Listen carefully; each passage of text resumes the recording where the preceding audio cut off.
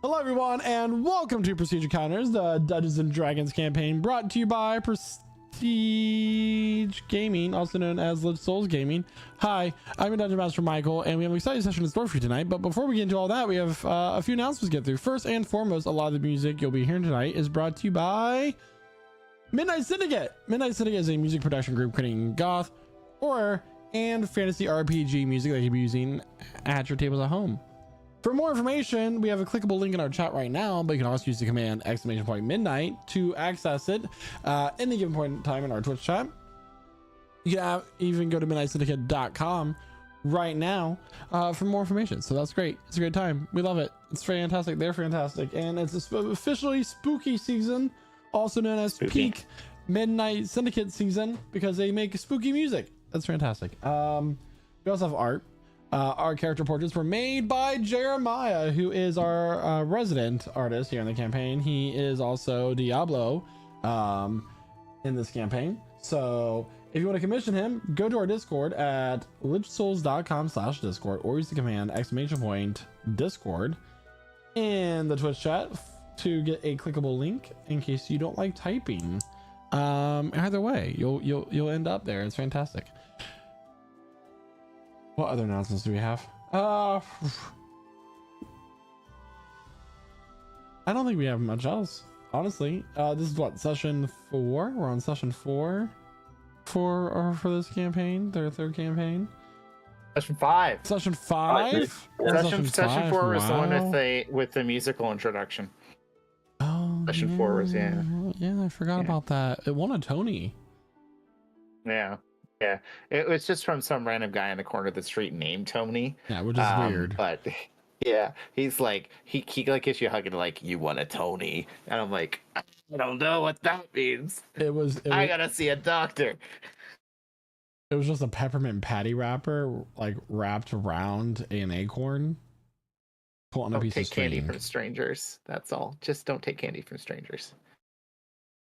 How about we play some D&D? Sure.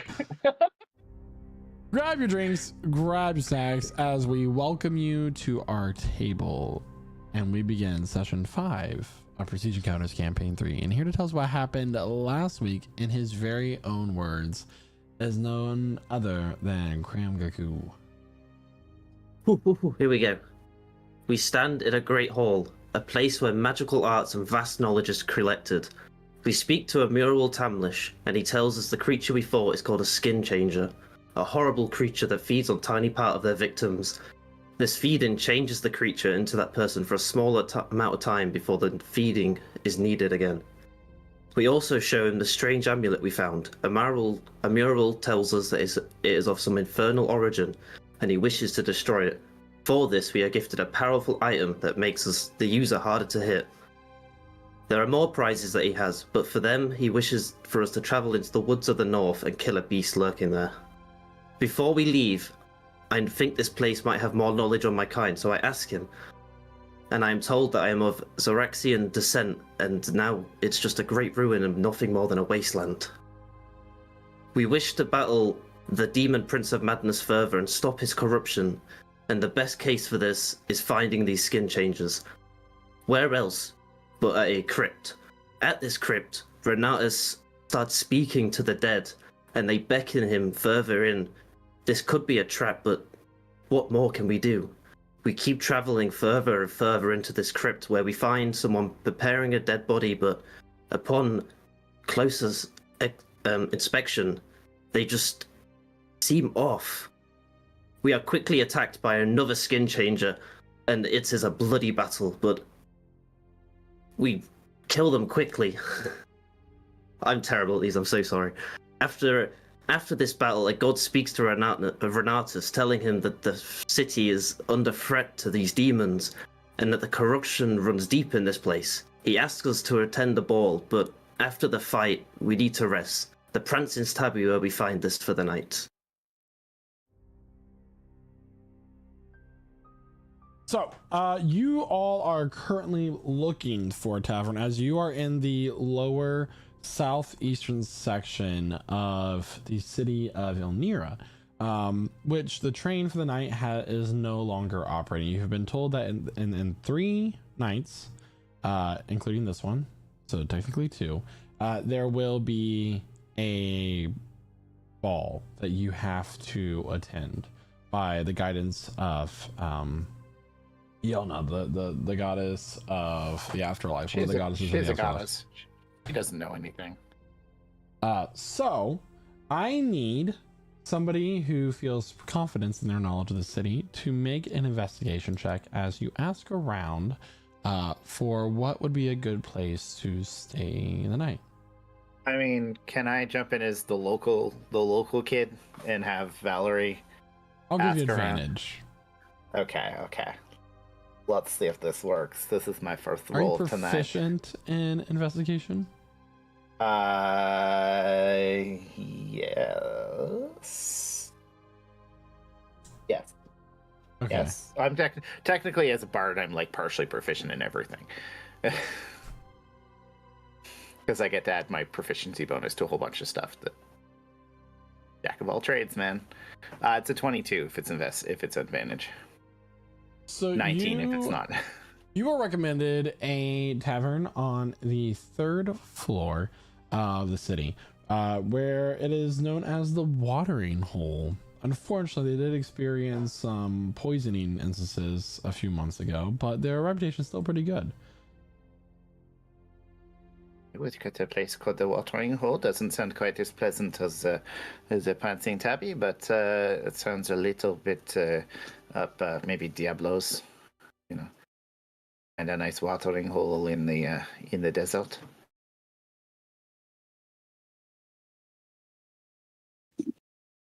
I don't mind. Sounds lovely. Good. Hopefully there's not too many poor people there for you. She heads towards this tavern. Do not look that way down. Are you doing that on purpose, or?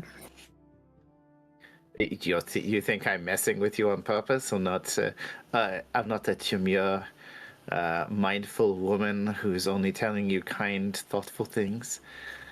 No, misinterpreting the stuff I said, and then messing with me.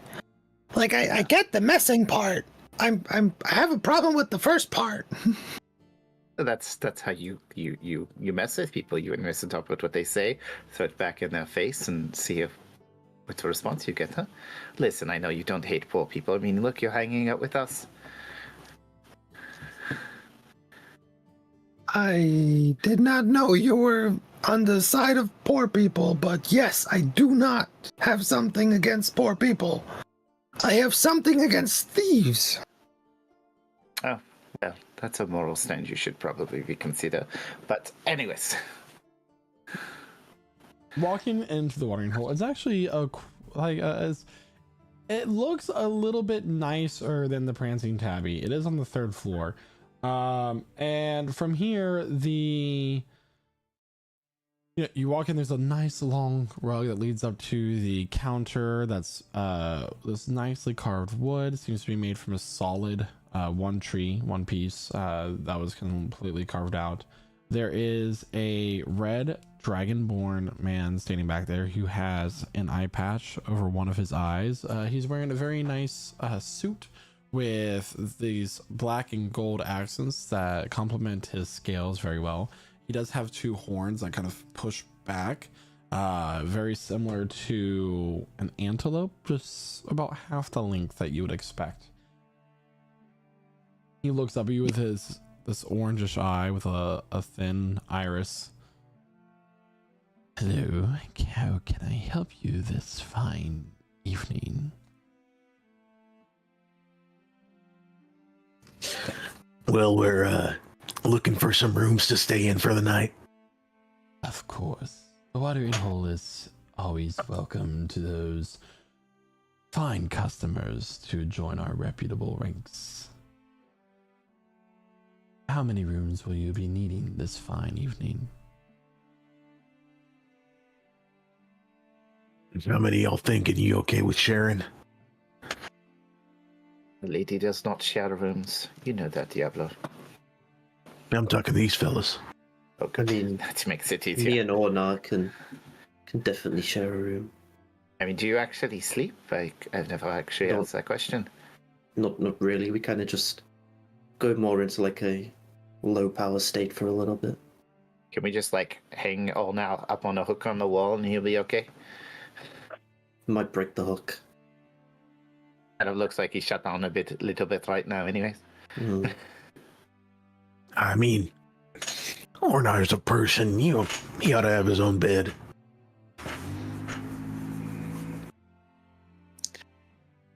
How about you, Daka? You okay with sharing?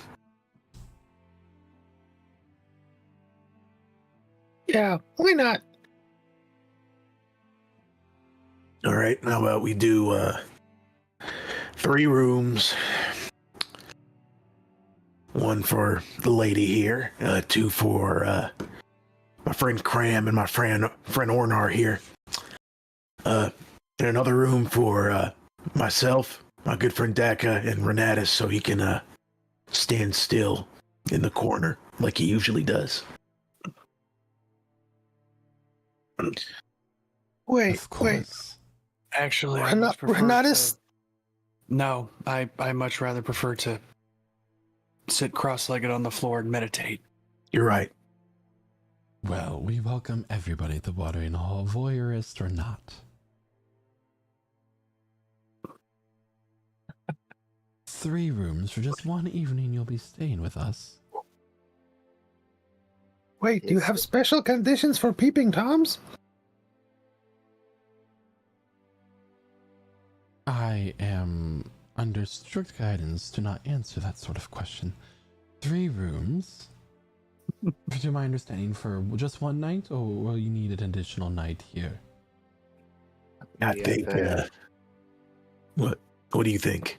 we have business to attend to and in the morning, so I believe we'll be moving on after breakfast. Sounds all right to me. How about you all? That's good. Sounds all right. 3 rooms, 1 night. How much are we looking at? Right, so that will be 8 silver pieces, 8 sterling, per room for the night. So 3 rooms, 8 sterling, 2 gold, and 4 silver. Does that sound like a fair price? Make a wisdom check. Okay. I'm not gonna do well. It's a 3. A 3. I mean, it honestly seems like a really good deal. This place looks comfortable. It is on the 3rd level of the city.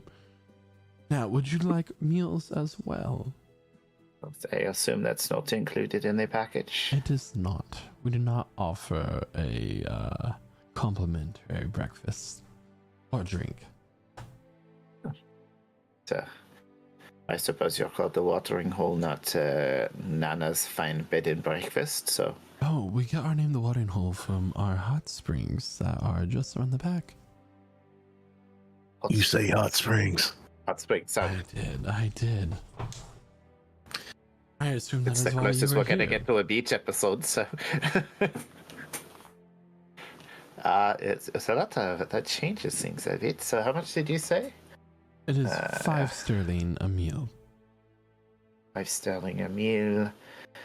I mean, Okay. if it's any help, me and Ornar don't eat, so Okay. I also do not need to eat. there we go. Sorry. Wow. So Great. meals for So I'll 3 just have your portions. Perfect.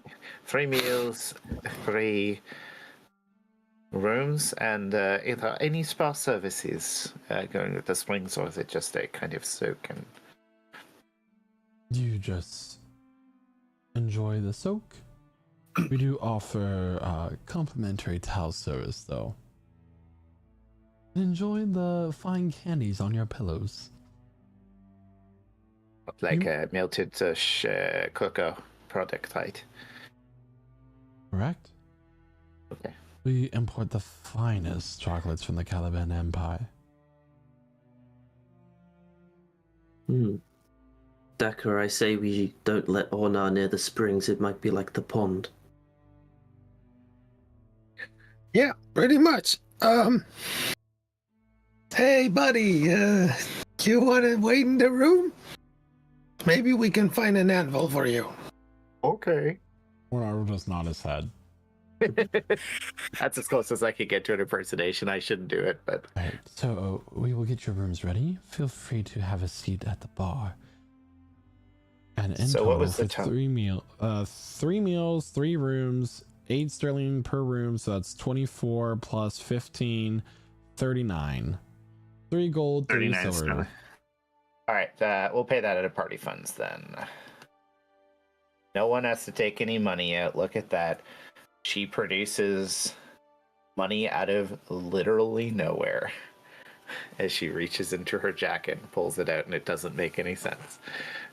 All right, so you all are escorted into a bar. It's more like a lounge, really. It has these nice armchairs around tables with a crackling fireplace in the corner.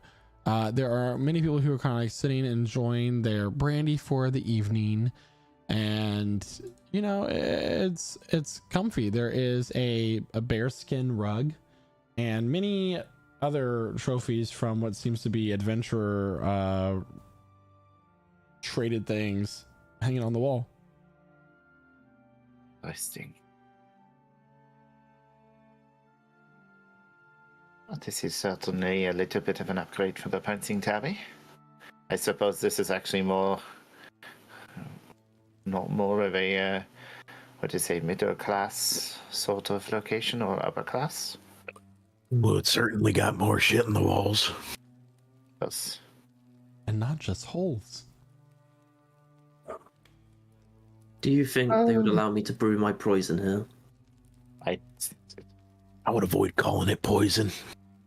I mean, if you want to brew your special version of ale, tea. you should probably do it in a different location. I'll wait until we're out on the road for that then. It's just, you can do that in the room while you're doing whatever you do. Do you sleep? Like, I don't understand. I've never... What do you do? You're more than welcome to come watch if you want. No, that's okay. It's highly fascinating. Both of them have a resting phase. But It's the Ona same doesn't as have a Merrick, face. yes. He's just flame and a mask. His flame dulls slightly. It's a wonderful sight.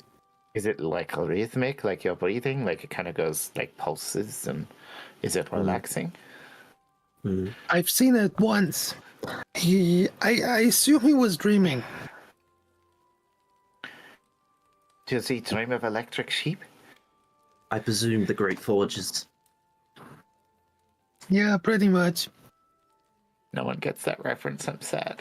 No, we got the reference. We're just ignoring it. You all are not the only patrons here.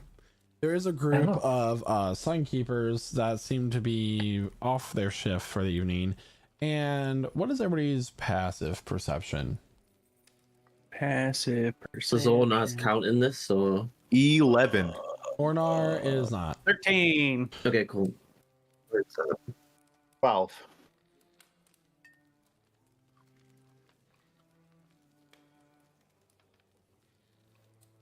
Yeah.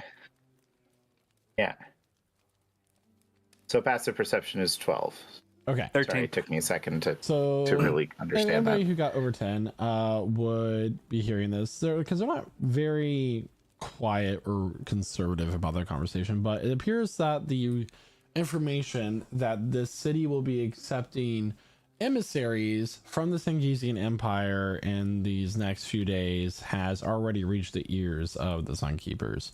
One of them, a elven man with this long black hair that just seems to reflect the fire light quite well. It's like, they're really going to let those monsters into this city after all that we've endured. Another one, a woman, a human.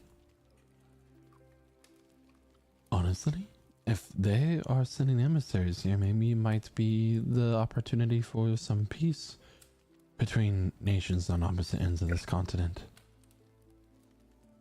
But the undead. Despicable.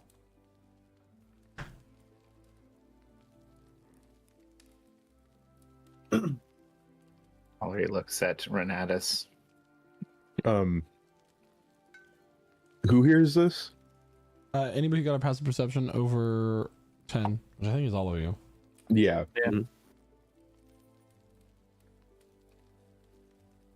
But you guys all already knew this information from when you were at the Mages Guild. A few Yep. mages walked by. What is the reason Yeah. for the ball? I think only a couple of us heard it back then. So, did you guys hear that? Yes, we did. I Some did. emissaries? Do you have problems with necromancy and that stuff? Oh, I got it. No, Daka, I don't have definitely don't have a problem with necromancy or those filthy undead that come over here and kill people, kidnap people, and raise them as thralls. Okay. I'm not sure. Do I get a hint of sarcasm? Oh, okay. That took me a hot second there. Okay, maybe I should go more into the definition. Sangesian guys raise undead. They do their own trouble.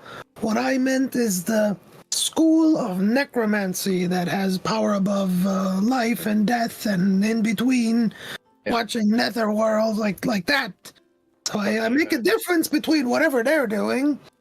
You're talking And- about like healing spell, some healing spells and resurrection spells and things like that. Yeah, like that's what I mean. I'm like, there's necromancy, and then there's what they are doing. Well, I guess I should specify, and I'm sure my good pal Renatus could agree with me here. I don't think the dead should be fucked with, and I don't think people should be captured. Yeah, that's another type of that. That's more of a kink, but No, that's what was happening to you, Daka. You were going to be fodder for the Sangesian Empire.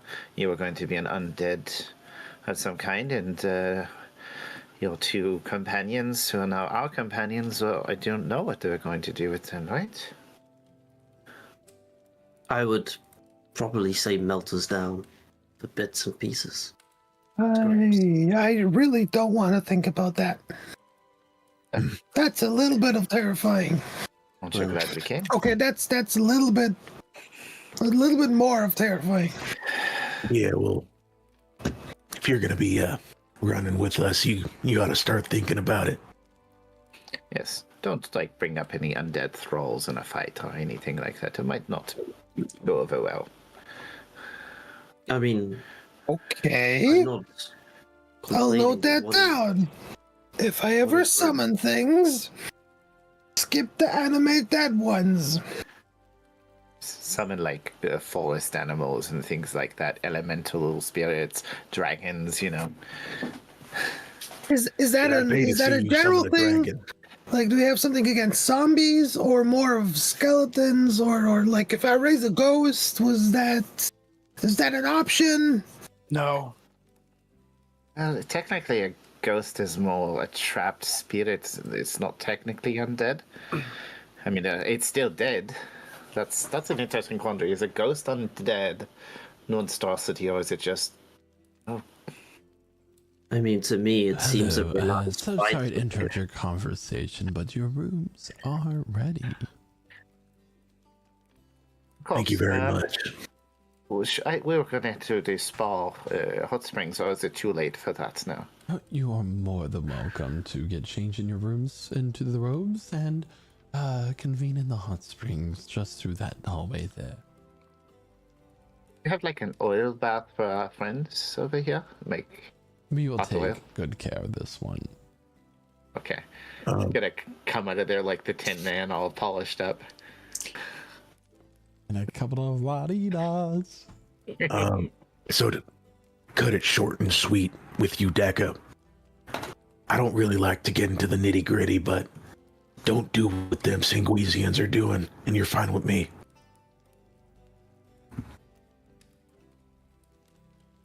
I won't. Good enough. Let's go get changed. Attaboy. Valerie's like, poof, grabs her key and she's gone. Crom, Mm-hmm. Yes, Decker. do we know what the Sanguisian guys are doing? I mean, I barely know of the place I'm in now. How am I? I didn't even know about the Seguisians until about 30 seconds ago. Okay, that we'll just put it on the like at least third point of research. It's my number 2. First, Zerexian. Number 2, Sanguisian. Number 3, Renatus' weird ghost. A Good few point. moments Yep. later, you all are dressed and you're able to enjoy the hot springs, which are outdoors, but you're still in an underground part of a city. So there are like these cracks in the wall where this mineral water is kind of flowing out, and there's like calcium buildup from the deposits of the mineral water as it comes out, forming new little trickles. But the water is in a pool that seems to be humanoid made, away from the stalactites and stalagmites from this water, but it is warm, because as you all know, if there are calcium stalactites, stalagmites, and you touch them, you actually ruin them. So they want to keep those nice and pretty looking. The water is murky in a way, but it is like this crystal blue with the it's almost like someone took crystal blue water and put a bunch of glitter dust in it, pearl dust. But it's the calcium. It's sparkly. It's pleasant. Is there a divider for men's and women's section, or is this like a shared bath? There is a divider if you so Okay. choose. Yeah, I think it's appropriate. See you later. You can still think hear it's- over it though. I can still hear you. Just say I'm not going to go in the water with the robe on. You know, it's a waste of a good robe. If I see any of you looking over, you're dead. I'll catch them if they do. This tail Yeah. is strong. Don't. We're messing with you, Deca. We think better of you. Apparently you don't. Yeah, I'm teasing you. Come on. Yeah. Diablo will settle in the hot spring, kind of just lean back, arms up on the edge. There's mysteriously more like fog on Valerie's side every time the camera switches over there for some reason.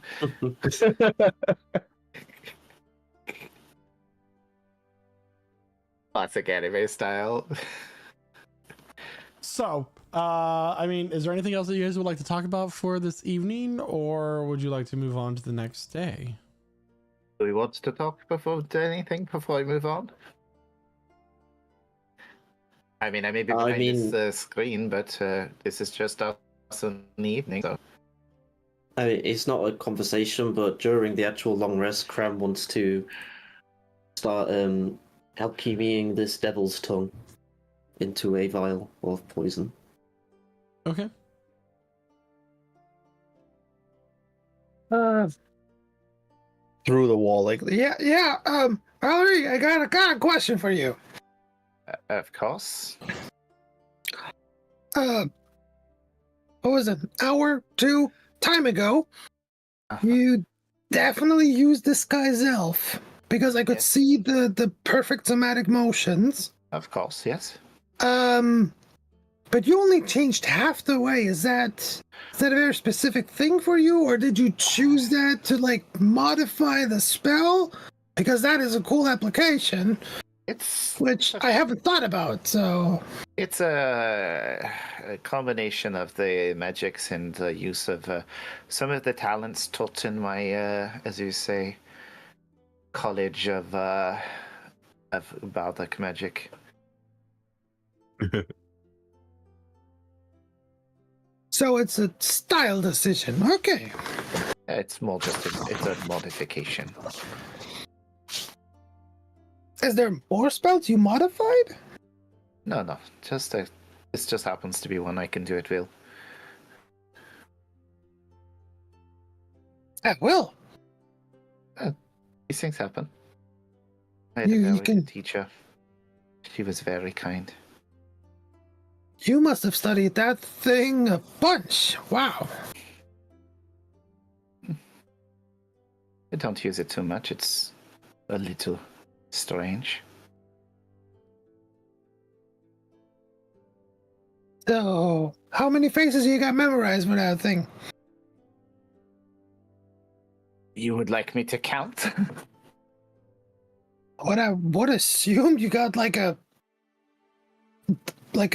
proper number of, oh, I got this prepared, and not have to come up on the spot with all the different things. Like, it's a process to have a good disguise. Yeah, it's about learning what somebody looks like and learning to try to impersonate their movements and their vocal patterns and things like that. So yes, I suppose I can mimic my teacher quite well, though I won't show you her face because, well, she's more beautiful than I am, and I don't think you can handle that. I'm not even attracted to you. You're not green. Yeah, I will say, sorry. yeah. To anybody on the men's side, they will see Diablo take a towel and dip it into the hot water and drape it over his face and then remove his mask from under it and then like massage it in for a little bit before putting the mask back on under the towel. You can take it off. Don't you try?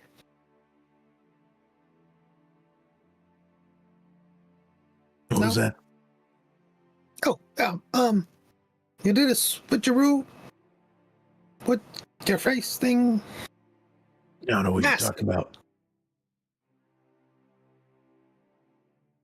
Is that a permanent thing you're having? What do you mean? Okay, I'll spell it out. We're naked in the bath, and you're still wearing your mask. Now you took it off to wash your face, but then put it right back on. Hey, sometimes you gotta take off your face, clean your face, and put your face back on. You know what I mean? No, my face is pretty much permanent, and I like it that way. I had some accidents while working, and I'm glad they healed without problems, but I don't take my face off. I'll stop pulling your leg, Daka. I just cleaned my face. The mask is gonna stay on as long as you can see it. Okay, why?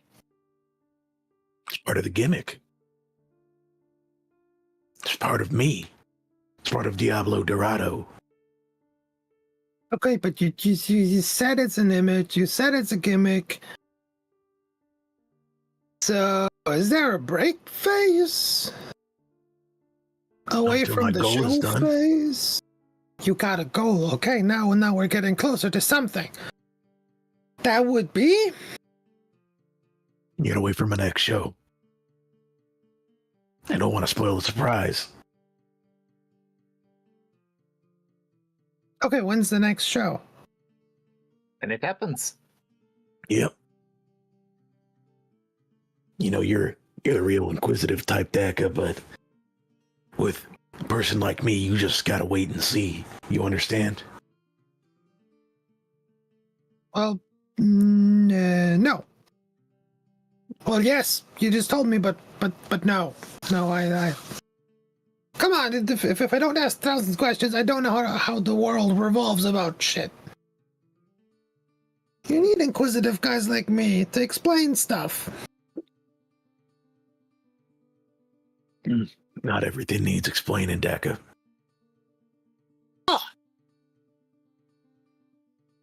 I get you're pulling the leg, but that really offended me. Everything needs. Everything stop pulling each other over there. Everything needs explanation. Ground, come on, everything. I mean, some things are better left to the imagination now. Because not everything it can be and is good explained. We don't know where the fuck you're from. I call that a problem. I'll give you a little teaser to sate your mind. When the golden light of Diablo Dorado pierces the inky blackness and splits the sky, that's when you'll find out more about me. That is poetic, but not specific. That's the point, man.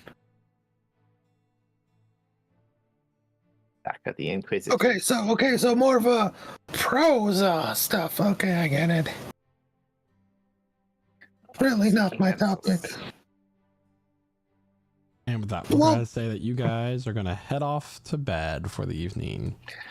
Yeah. As you're starting to get pruny in this water. Unacceptable. I don't prune wood. What is pruning? You get flexible if you're in the water too long. You start to warp a little bit. Yeah, he's actually swollen a bit. The next morning, you are provided a very nice and comfortable breakfast. Courtesy of the 5 sterling that you each paid for this meal. There's a lot of breakfast meats and there's fresh eggs. There's all sort of things available to you as well. And since you sat in the hot springs, you do have, for the next 24 hours, advantage on Constitution saving throws. Hey. Nice. So we should come back here more often. Until you finish your next long rest, or until the next dawn, I should say. Next 24 hours, you have advantage on your Constitution saving throws, because then you guys be like, never rest again. So, whichever So we comes should mark first. ourselves for a long rest as well. Okay, wait. We get a long rest. I understood that right. Yes. Yes, good. I healed 1 hit point. How exciting. You had to heal? Right. I walked into an electric fence. What do you think happened?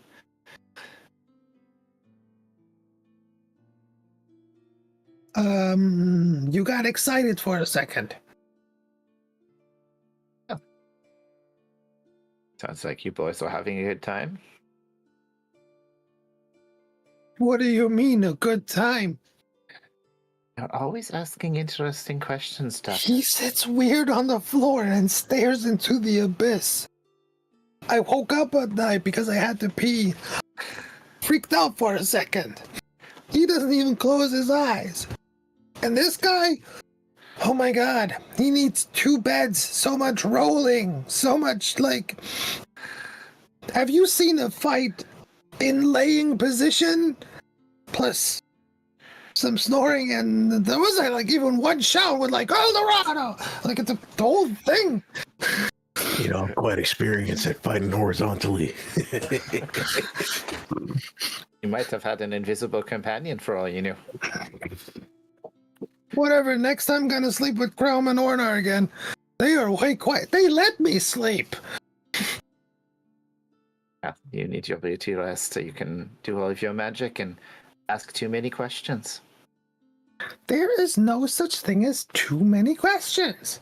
Thank you so much for staying at the Watering Hole this past evening. I hope you all found our accommodations exactly as expected. Tips them an oral on the way. Of course, you can always come back and visit us anytime you like. Of course. It was a very pleasant experience. He'll hand you his card. It will say, Watering Hole General Manager, One-Eyed Bill. One-eyed Bill. I love him. Yep, see you later. We should really make this establishment how many? It's a big town. There should be a lot of inns. Maybe we should have a list. Watering Hole, good place. Are you suggesting that we should wait, okay. We're going to drop everything else. What we're going to do is we're going to go to every restaurant. We're going to every inn, every tavern in the city. And we're going to write a book talking about the menu, the accommodations, and we're going to sell that to people so they know where there's the best place to travel in the near year. Wait, from just right now we're becoming food critics? That's more than a food critic. Food and accommodation. Okay. You know, unless I can strangle a sandwich, I'm not really interested. Strangle I a must sandwich. agree, it does sound like quite a boring life. Yep. I'm with him. Okay. What would you Well, like to we can- do with your day? Well, we need to go to the Guild of Mages, don't we? All the way back. Talk to Imperial Tamlish. All right, so you will need to pay Moral damage. 1 bit each and 1 sterling each. No, not my Bit, sterling in bits. Y'all are paying out of your own pockets now. As you board the train Choo-choo. to make your way back to the central part and up 1 level here in the city of Elnira, the train does only run on the top floor. What time is the last train? To when does it operate? It goes from sun up to sundown. This morning it is feeling very crisp in the air, as it is one of the first truly feeling autumn days here in Elnira. Do we wish to let the lady know that we delivered her package first, or I Can that don't wait? know if she'll be back at the tea house, but I suppose we can stop to see Sophia on the way. See if she's there. Just don't drop see off a Main note. District.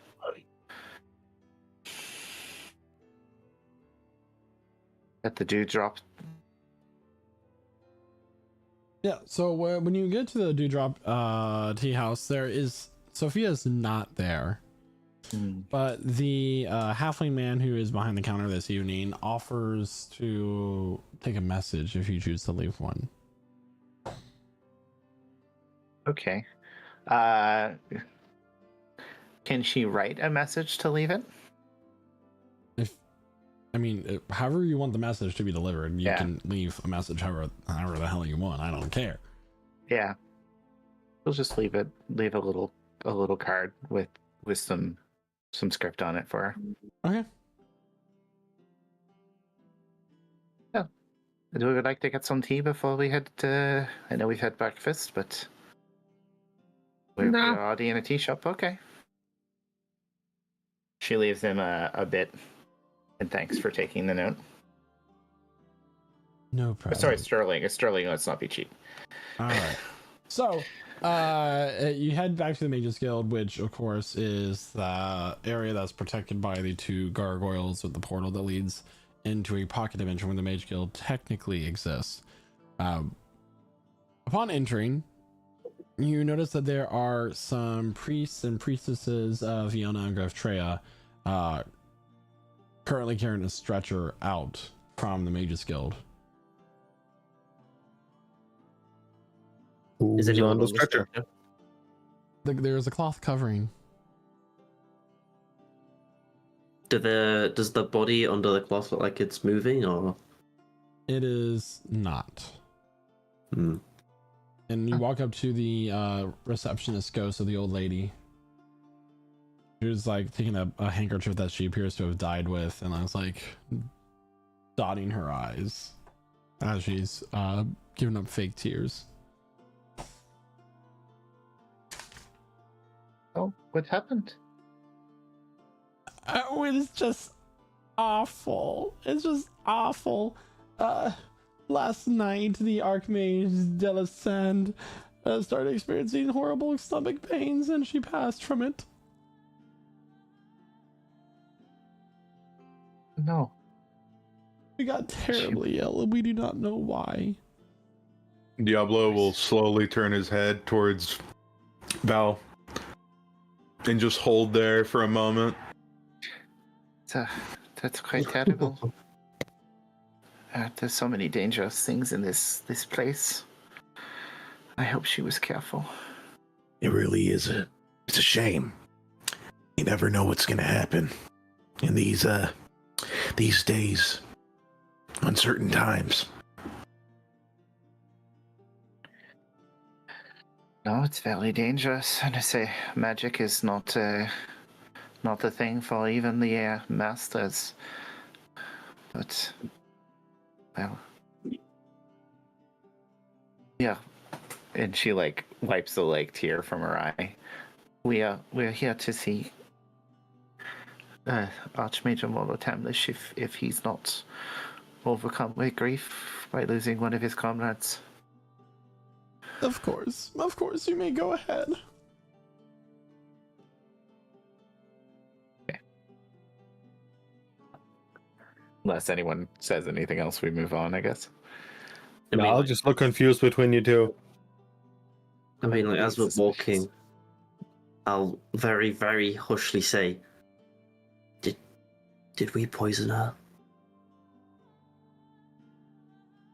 We didn't do anything. I mean, guilty by association, though. Rid it from your mind. She's an archmage. She knows to be careful with anything she receives, and who can say what happened, but this is a dangerous line of work, is it not, Taka? Yeah. I'm more concerned about your behavior. You didn't really know the way. You got some tears. Did you, is she close? No, just it's an unfortunate death. It's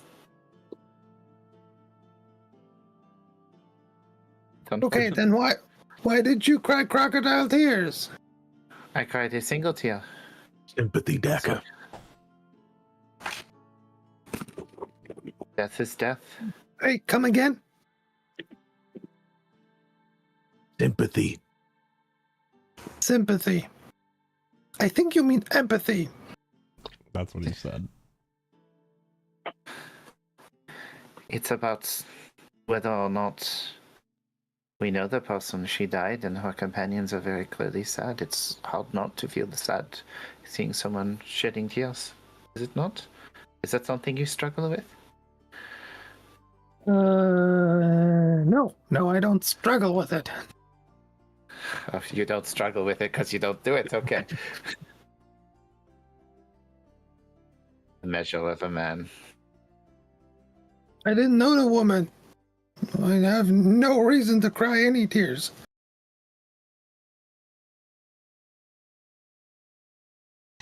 So soon enough, you reach the study of Immoral Tamlish, the Archmage of Demonology. And walking in, he greets you. Oh, so you are back. I did not expect you to be here so soon. Yep. Yeah. Apparently we're better than we expected. Yeah, we ain't hit the woods yet. No, I presume you've heard about the ball. I have an invite myself. We wish to ask for you to extend that invite to us as your friends? Acquaintances? I do not However see you like why to that title would be used, as I have only known you for the past 24 hours. Very true. However, it would not be unreasonable for me, as someone of my status, to not have a detail of people responsible for my security. Hmm. There's. Oh, how do we? Should we? I believe we should explain our ask, should we not? Because if you're willing to put our trust in us, After your all, trust in it us. seems that archmages are dropping like flies. As It's- a colleague of mine just passed away this morning from a mysterious sickness. It's very sad. But He said, there are many. Okay. There are grim tidings on the air, more than just the death of an archmage. Aneria spoke to us in the crypts. And what did she have to say? She warned of great danger to the city and the Zangesian Empire.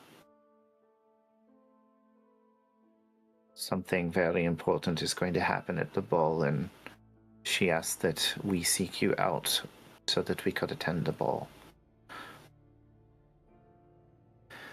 We found and killed one of the creatures in her crypts.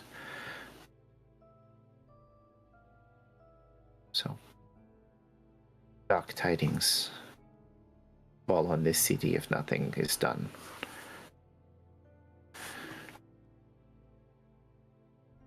I see. That is something indeed, and something is telling me that you are telling the truth. I would never have made up a story of being spoken to by one of the gods, because I don't exactly prescribe to any particular faith. But when one of the goddesses of the dying world appears before you, speaking of doom, you listen. There are going to be many people of interest here at the ball this evening. Many archmages, the head of the guilds, the 3 governors of Iana themselves, and of course the guest of honor for tomorrow evening would be 3 emissaries from the Zangesian Empire. Do we have any information on who these people are? I do not, they are quite shrouded in mystery. Hmm. We don't even have a map of their lands either. what's the point of their visit? Well, they're emissaries looking probably to make good business with the country. Yeah, that's the question. What kind of business? Is it just, hey, we want some local tradings, or we want war, or we're here for 2 You potions? understand, young little wizard, that I am not a politician. I do not involve myself with the political intrigue of the city, and I'm not all-knowing. Yeah. I'm not either. What I would guess is that there hasn't been any conversation yet. The ball's the time they're going to bring it up. The majority of the 4 nations in this continent are isolated from one another. Hmm. Yeah, I did Where is notice. this? Where is this ball happening? This is happening on the city center tomorrow evening. Delightful. However, I am not intending any disrespect when I say such things, but you all are not appropriately dressed for such an occasion. And you do not look like you have the means to get proper clothing for this in such a short time. What do you suggest? I will say, this ain't going nowhere. Gestures to his face. The mask is part of him. There are 6 of you now. I will give you each 15 gold to go and acquire yourself some fine clothes. 15 golds. Okay. So he'll give you 90 gold. 90 gold, which is divided 15 Yeah. each. We'll just do it that way. This is very kind of you. Consider this your payment for your security. Of course. Thank you. Yeah. You know, those Sanguisians seem like some sketchy folk. I'm sure it won't hurt to have a few aces in your hand in case something goes sketchy, right? That is such an interesting pronunciation of the people of the Sangesian Empire. Yeah. Yeah, you know, I ain't been around much. I think he's trying to mix it with the word sanguine. So sanguine, Queasian. You know. No? A correction much expected from somebody of your intelligence, Archmage. Of course. So we should probably head off to go shopping. These men will buy whatever things they do, and I will buy a beautiful dress. Well, I'm hoping I can get these raggedy old clothes just fixed up. Anybody with the mending spell would be able to do that for you, no? Are you not capable of casting the mending spell, Daka? Not today. But tomorrow. I mean, I never thought to try, and then I'll cast a mending on myself. You never. Wow. And if I just never thought that would. to clean them Yeah, up. like I was like, oh, you know what? That would work. Yeah. Beautiful. Are they fine clothing? Yeah, they're like really nice, like diplomat's clothing. I will also say that they will most likely take any weapons that you have from you when you... How about a staff? It's like ornate-looking staff. Actually, just now your that I old- think it's- of it, since you are security, I do not... If everybody's security has weapons, I imagine that... Disregard what I said.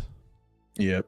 It literally immediately as he mentions taking weapons away, he like Diablo scoffs. Takes his But- hands off. Just blood spurting everywhere. Renatus will pull his sword and then like a glowing mist just vanishes. It doesn't matter. We can take it with us, but he does like to show off. Seriously? Renatus likes to show off? He likes to play with his big sword. Tell me more. We'll get to it another time. I'm sure Renatus is just waiting to sit down and talk to you about everything, right? Yes, of course. So let's all go, Jack. We had a nice sit down yesterday. You look grumpy. No, okay, never mind. Moral Tamlish doesn't have any spots on him now, does he? What? Does the Moral Tamlish have any dark spots like he's starting to rot in any places by any chance? Make an investigation check. Turning into that person. Hey, DM, is everything suspicious? It's a 9. He looks Everything fine. is suspicious. When you're in one of my campaigns, everything is suspicious. No, he doesn't appear to have anything. He's a drow, it's hard to tell. Okay, well, I think we will meet up with you at what time? Have a specific call time you would like us to meet up with you, or would you like to meet us with you there? You can arrive here tomorrow afternoon. Afternoon. And then So we'll take a specifically, carriage to the city center. very good. Any specific color theme for this? Like, is it a masquerade ball? It is not No. a masquerade ball. I don't. Red it is.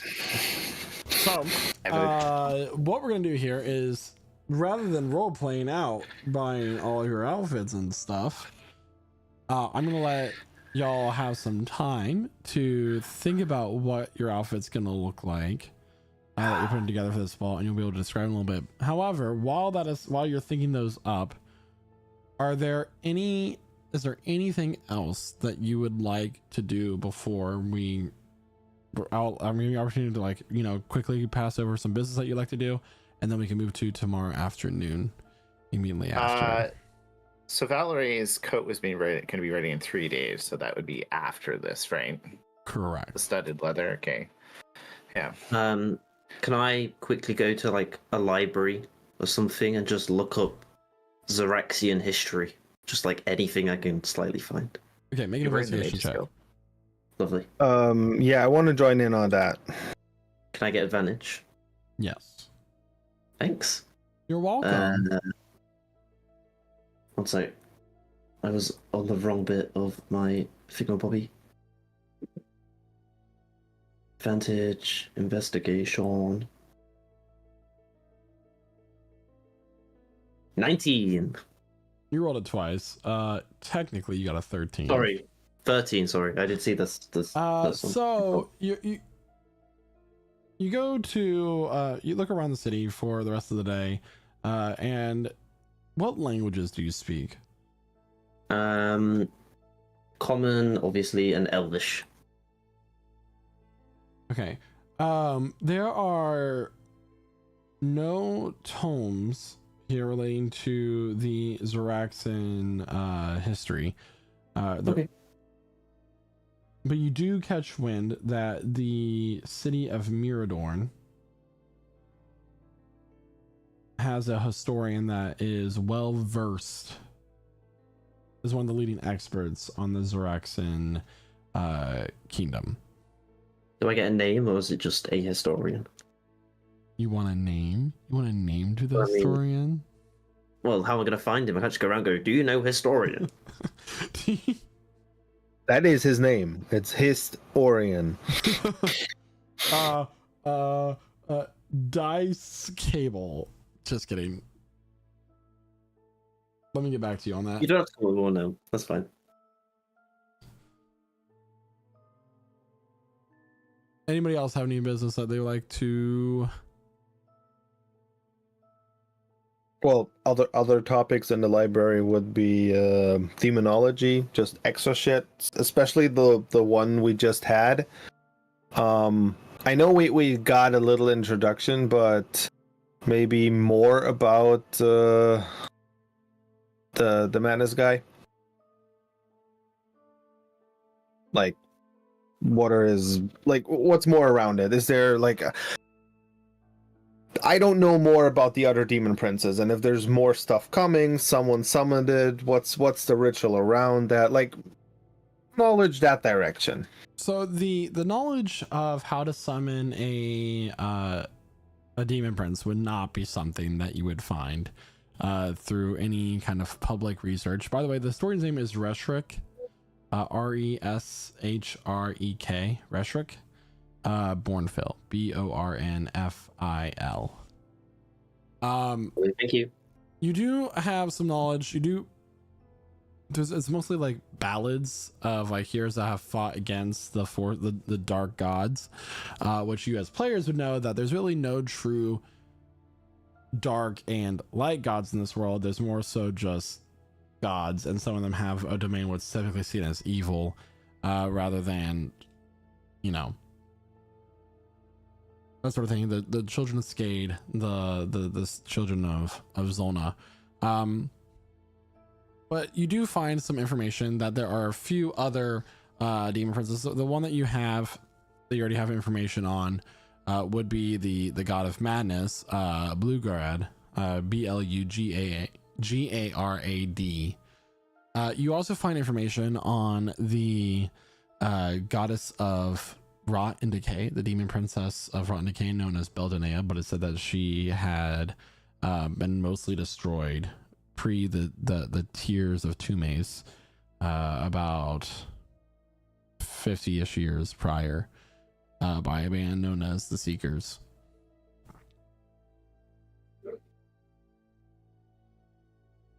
There's also you find some information about a demon prince known as Gorgonmar, Grogrenm as a Mary AR, and he is the god of violent conquest.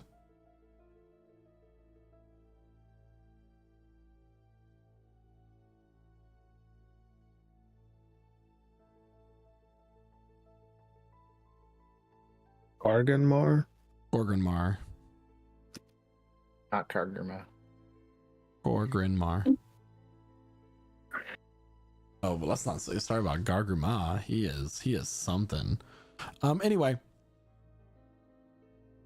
Specifically, the tome goes into detail of Gorgrinmar when he nearly toppled the Kingdom of the Sun, the Kingdom of Sealnor and Alnor, and when he sent legions of his demons to invade into the celestial realm, where the gods reside, and he almost succeeded until a band of mortal heroes stopped him. This is said to happen thousands of years ago, but it is one of the most famous ballads known. Yep. That's all you managed to find at the moment. That's what I will be researching. Anyone else? All right, so we're gonna start with Valerie. Valerie, Oh, what God. does your costume, your outfit look like? Oh gosh. Well, first things first, she had her hair done up, so it's like all like buttoned up with like red flowers, probably roses, to start with. But she is going with a sheer red like silken dress, cut high on one side, with a black fur shawl. To say it almost shimmers as she walks in it. And to say, so that she's probably wearing some of her regular jewelry, but yes, just classic like lady on the town who has too much money. Like this is red carpet wear. Okay. Diablo. Diablo's going to be wearing a nice dark three-piece suit with a frock coat on the top layer, nice vest underneath, and a purple, or not purple, but teal puff tie with some nice, very thin gold-colored pinstripes going through the whole thing. Ooh, stunning. Cram. So he already had like really nice clothes, and after he's like mended them up, they're kind of like this like navy, what do you call it, like a waistcoat with like a little white shirt with long sleeves, but he's kind of like folded up so his arms are still showing, and they're kind of just like up to here. He's got this red like puffy, what they call It's a puff tie. puff tie, yeah, like Diablo, like navy pants, like black shoes, and then because he didn't have to spend any of his money, he's like got some like gold silk embroidered into his cloak, so like around the edges it's got like a nice embroidery of gold now. Okay. Daka. Yeah, I got a black frock coat, underneath a red tie and the properly vest to it. Some very nice black and red pants. Gaiters made out of leather that are like high polished, but my feet are still looking out of it. My properly jeweled gauntlet and the nice staff I have, and on the coat I got it like there's specific like embroidering in a different black which is shimmering, so nice. And I'd say got my hat cleaned up again. Okay. And sticking to the boulder. Renatus. Renatus bought nothing. Solid. Because he is a knight to his goddesses, and a knight always wears his armor. So the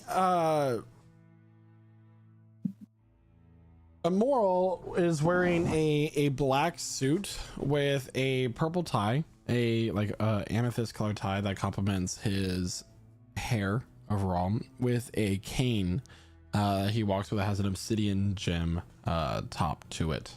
Daka, you would recognize the cane to be his arcane focus, but he does use it to walk, apparently from an injury that he seemed to have sustained a very long time ago. He does have a cloak as well. This cloak shows his status as an archmage. It appears like, as he is looking down the back, it has runes stitched into it that he explains is from a very good friend of his named Xylus. And the underside of the cloak itself is kind of like, looks like this, as it catches the light, a nebula, a purple nebula from that you would only be able to see at night in a very dark area.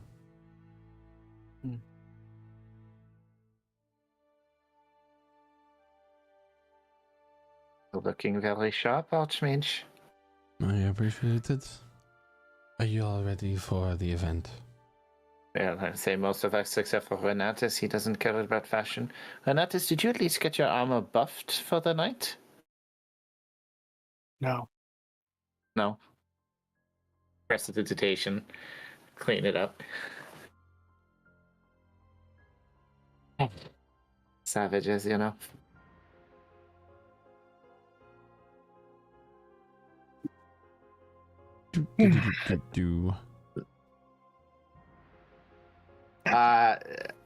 So we're and for the first time, I would have some heraldic signing from my noble family.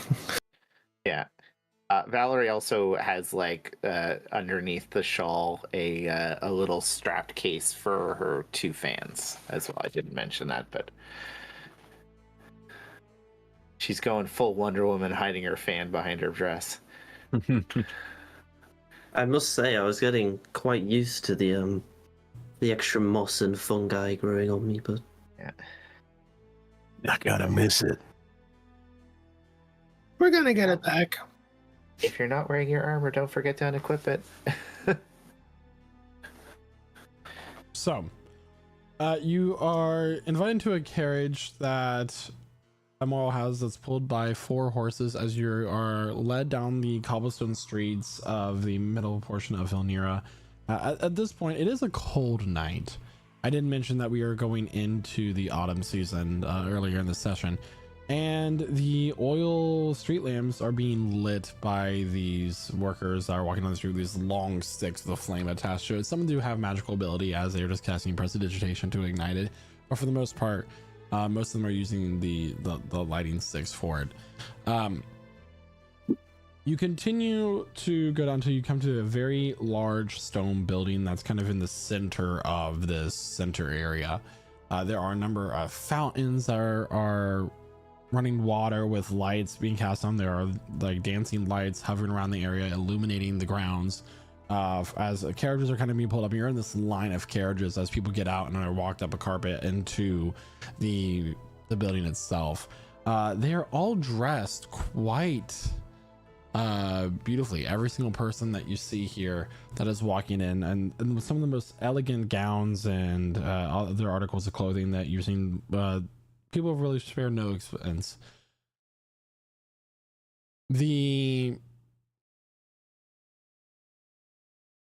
Sorry, give me a second.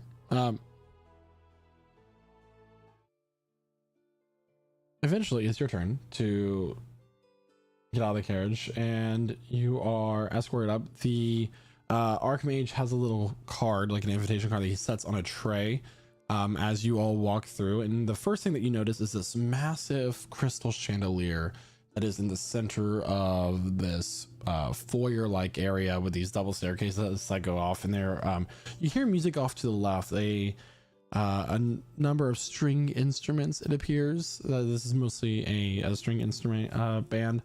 And there are people just kind of walking around as, you know, someone comes up and offers to take your coats if you have any, if you so choose. And that's all I have at the moment.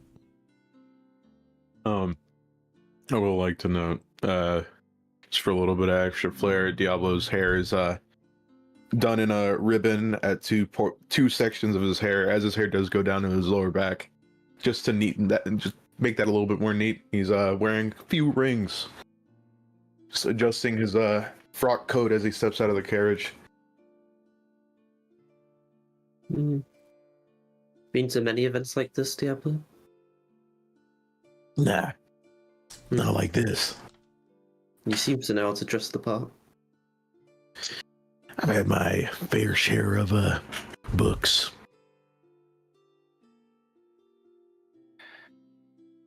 That's How's your etiquette? Oh, he's not gonna need etiquette. He's going to make a splash. And Valerie like pulls her fan out and gestures for Diablo. Time to start, huh? Absolutely.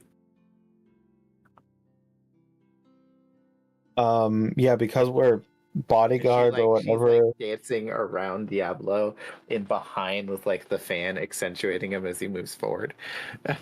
Sorry, this is happening. No, that's cool. No, I just wanted to mention I would have cast mage armor on myself. That is very smart. Valerie, it says, before you go, can you cast that on me too? I can do this a few times, but if I fully commit to defense, there's not much more offense. I just want to like, are we going with that? I don't want to hear complaints later. Well, I mean, if you're going to put up a fireball in the middle of the ball, please don't. Not yet. Not ever. I'm still training for the intricacy of sculpting the spells. There's more to it. But okay, here we go. You get some mage armor, and you get some mage armor. You just like touch a random person and give them mage armor. No, I'm giving it to you and Chrome. No, I know. I just thought that would be funny. How much do you get extra with mage armor?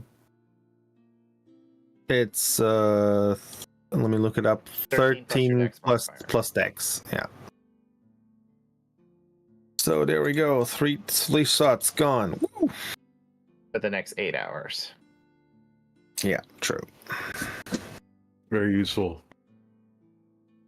As you guys are walking through the area, you are brought in by a moral to the room to the left where the string quartet is playing. As you're entering into the area, he immediately like tugs on Valerie's sleeve.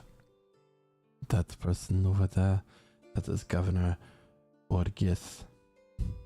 He points to a dragonborn man, black scales, with 3 horns on his head, dressed in a very nice suit with a number of rings on his finger as well. He looks very poised, I will say.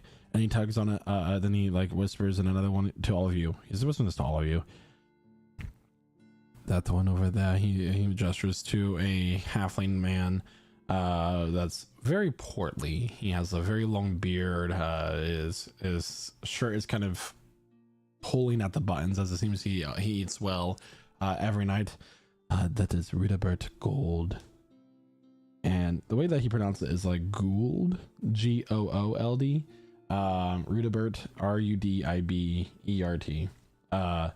He owns most of the trading caravans and ships in this area.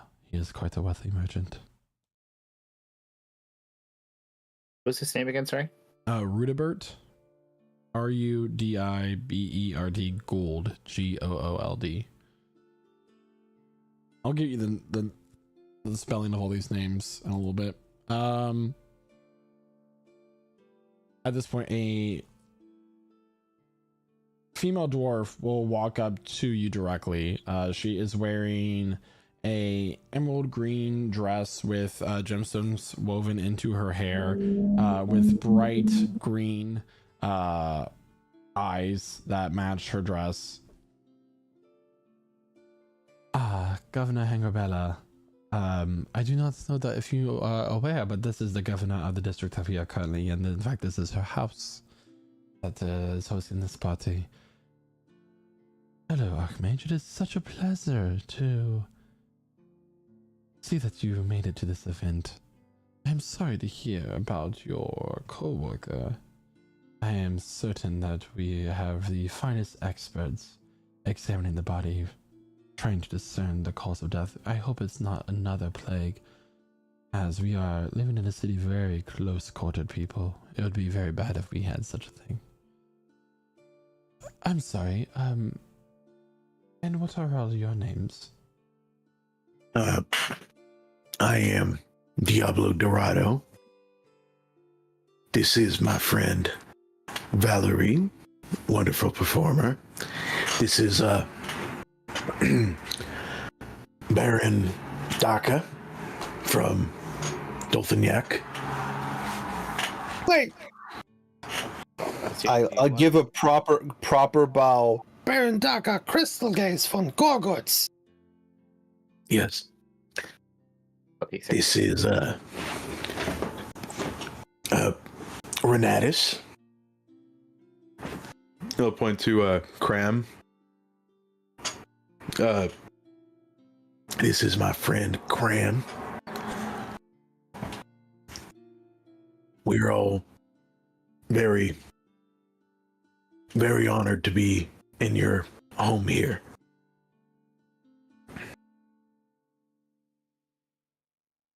It is a pleasure to meet all of you. I am very happy to see such well-trained people defending our Archmage, although I do not think that he necessarily needs it, and it is interesting to see you. anything to be able to be graced by your presence, Governor? And she like curtsies, giving a flourish with the fan, snapping It it is closed. always a pleasure to meet constituents of mine. Of course, you do such a good job taking care of the people in this district, and we appreciate it dearly. Oh, I must introduce you to someone of my own guard this evening. And she's going to like kind of like flick her wrist, and it's very surprising that you haven't noticed this person prior, but there's this man wearing this very polished silver armor that doesn't have a single nick on it. It has all sorts of things like I don't is embossed the correct word, but like roses and vines and everything. He has long silver hair with just these ice blue eyes and long ears that go further than most elves that you've seen to a point.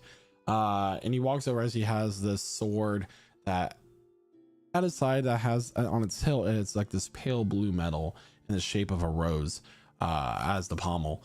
And he walks over, and this is the head of the Sunkeepers. May I introduce to you Sir Norfon. Very nice to meet you. Can I like check him over for any signs of spots, decay, death? Investigation check. This will be the guy. Checking if he wants to do it at advantage. I mean, how are we going You to can do it at discreetly do advantage. that? Okay, then we're into yeah. Of course, we can do that discreetly together. Yeah, it's a question of like Oh well, it doesn't help. He is too shiny. Because he gets shiny. I got a 4. Give me a second four. that I can actually do it. So there does not appear to be any spots here on the governor or Sir Narfon. But he looks. It is such an honor to meet you, fellow guards of very important people here in the city. Diablo will go to reach out to shake his hand. Now, assumedly reaching slightly upwards. Yes, he is a tall person, and he'll grab your hand, like his handshake is very strong. It Yeah, kind of hurts a little Diablo's bit. Diablo's trying to match that. Yeah. Oh. Oh God, they're and he's doing not that. wearing greaves or anything like that on his hands or anything, but his armor looks more like this is decorative. It's his formal attire. But he seems to be sculpted from stone. He is quite beautiful. He is the definition of otherworldly grace. At this point, a scribe will walk over and whisper something into the governor's ear. I see. It appears, everyone, that our guests of honor have arrived. Guests of honor? Oh, of course. The delegates. At this point, the string quartet goes quiet. And the first thing you hear is the steps of metal boots on the wooden, or I'm sorry, the stone floor, the marble floor. It echoes through the halls. Introducing the emissaries of the Sangesian Empire. The first person that steps through is this person wearing a full helmet where their eyes aren't even showing from beneath. It's just these very thin slits, wearing this black iron armor with a sword that has a skull as its pommel. He is the definition of edge. A long purple billowing cloak falls off his shoulders. Sir Dorian Iglorian. And like I said, I'll give you the spelling of all these names. So Sir Dorian Iglorian, as like his steps just one after another, very heavy armors, heavy footsteps just echo through the area, as he appears to be the guard. And the emissaries of the Sangesian Empire, Baroness Gloria Blackshire and her husband Baron Angus Blackshire.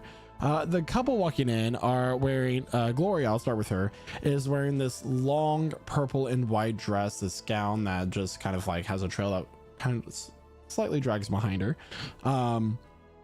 Her hair is tied up as she has very pale skin, and her hair is black with white highlights, and there seems to be like jewelry into her updo.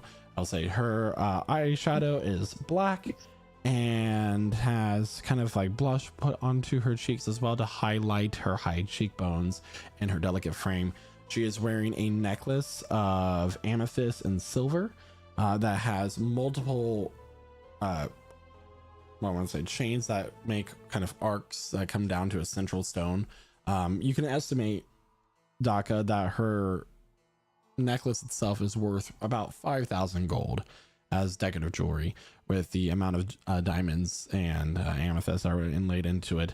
She has dangling earrings that match perfectly with her jewelry, and long silk gloves upon her hands. Her husband is a man, tall, pale skin with a mane of red hair that seems to flow back down to his shoulders, with these bright red eyes. He has a very cocky smirk upon his face as he walks, and they seem to almost float, but they're clearly taking steps, but they just have this poised position about them, this aura, as they are escorted by their security guard, Sir Glorian. The governor, Hangrabella, is going to walk up. Welcome, Baron and Baroness. It is an honor to have you in our fair city after so many years of silence between our nations.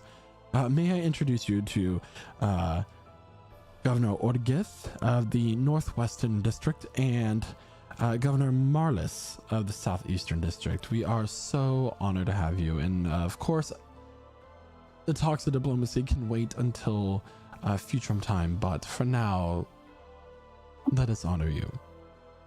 There's like a polite clapping that has a sense of unease about it around the room, and as they scan the room, and take in each and every person that they see. That is where we're going to take our mid-session break. So everybody, that's where we're taking our mid-session break of tonight's session, as we meet 3 members of the Singisian Empire, Baron Angus Blackshire, Baroness Gloria Blackshire, and Sir Dorian Iglorian. Yes, and by the way, can I get a group wisdom check, please? Oh, really? Not a saving throw. I said a check. Okay. It's just as bad, so. Right. Oh, 20. Look at that. 13. Not bad. All right. So I'll say that, Cram, you get the sense that this knight, Sir Iglorian, with a flick of his wrist, could probably wipe your entire party if he so chose. Oh, so this is the DM warning. So that is what I'm telling you. Okay. And Let's if you're fight. just now joining us, Wow. Okay. Hello there. It's really nice to see you tonight at this wonderful establishment. So, how you doing? You guys good? How you doing, Michael? You good? I'm great. I'm gonna put you on the spot. So, gonna say that little banter there is the kind of exciting thing you can expect from Lich Souls. No, really, not really. But really, if you're listening to us on the podcast networks, because you can really find us everywhere on the podcast networks, thank you for listening. But if you are listening, just know you can watch us live every Wednesday at 8 p.m. Eastern Central Time on Lich Souls, where we do this Dungeons and Dragons thing. And we sometimes do more exciting things than a ball, but we have a great time, and we want you to have a great time with us. And if you miss us live and you don't want to just listen to us, why don't you watch us on Mondays when we put the live stream up on our YouTube channel? Hey. All right, everybody. We'll see you back here soon. Thank you so much, Guy. Give us about 15-20 minutes, and we'll be back momentarily after these messages. Hello, everybody, and welcome to the mid-session break of Prestige Encounters.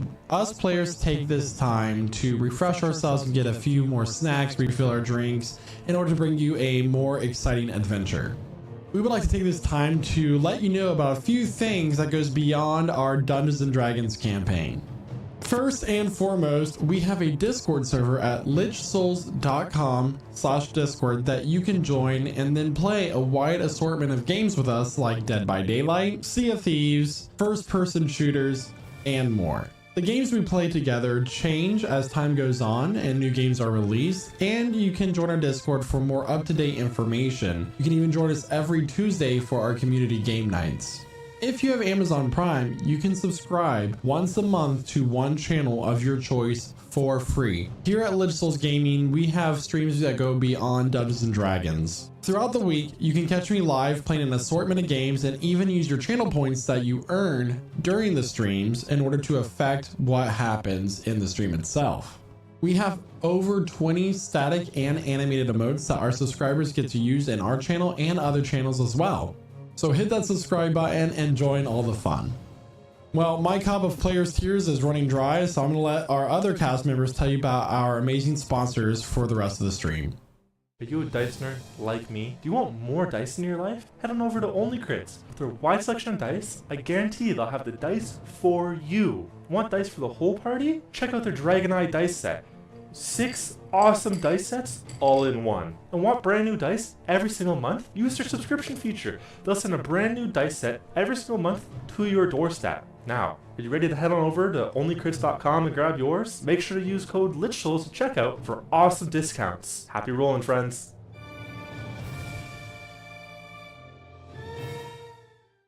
Hi there viewers, I'm Josh from Prestige Encounters, and I heard you wanted the best looking maps out of all your friends.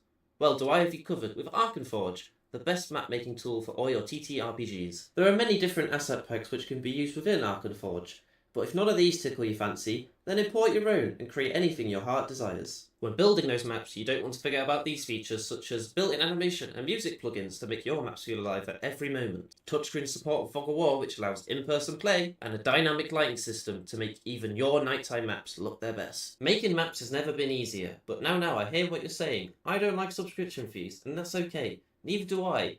Arkenforge is luckily only a single-time purchase, and we can help you out even more if you use code LITSHOLS at checkout. That's right folks, if you want the best maps around, use Arkenforge, and don't forget to use our code LITSHOLS at checkout.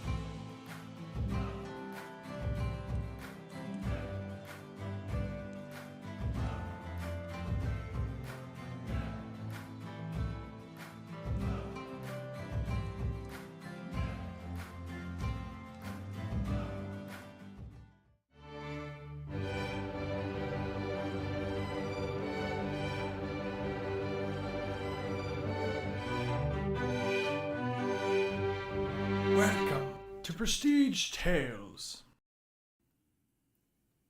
Oh, hello. I didn't see you come in there. Welcome to another episode of Prestige Tales.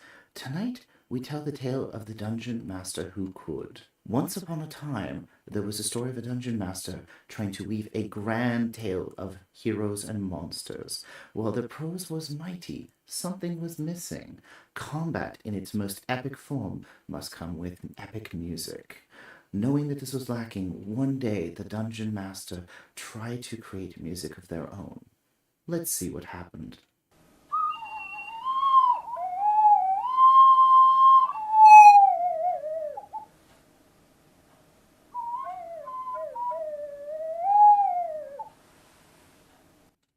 A moment meant to be the culmination of their tale instead became a tragic end. Ashamed, the dungeon master walked off into the sunset, never to be seen again. The moral of this tale: be the dungeon master that could with Midnight Syndicate. Yeah, and you all hear an angelic choral movement surrounding Casimir, which does not fit this music that's playing right now, which is fine. 'Cause it's lovely music. Midnight Syndicate are a talented musical production group creating gothic, horror, and fantasy music from your role-playing game at home. Don't be a natural 1, roll a natural 20 with Midnight Syndicate. These absolute legends can be found at www.midnightsyndicate.com on YouTube, Alexa, Spotify, or Apple Music.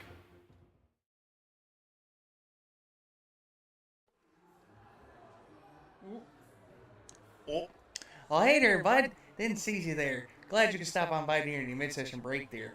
Oh, I'm just having a cold one and watching the game here in memory of my late cousin. You may have heard of the guy, Prestige P. Peterson. God rest his soul. Boy, I tell you, old Pete there was a good man, and definitely did not fake his own death to throw off the scent of the IRS there. Oh, that's a touchdown. But if old Petey were here, he'd want me, his cousin, Lich Souls Larry, to tell you all about the incredible merch over there at the Lich Souls Gaming merch store. Every bit of merch you can think of to help support your favorite D&D stream. They got such things as t-shirts, hoodies, mouse pads, stickers, and so much more. So head on over to lichsouls.com/merch and pick you up some merch there today. Well, I better get on up out of here and let you get back to your mid-session break there. Let me just find my coat and oh, well, you know what? I'm already wearing it. But before I go, I got this nice casserole bag at the house if you want to come on by and take it home with you. Wouldn't be no trouble at all. You can just bring the container back at your earliest convenience. Let me just try to find my quote here. Oh, still wearing it. Oh, jeez. I swear my mind these days, it just ain't what it used to be. Speaking of losing their mind, you know who died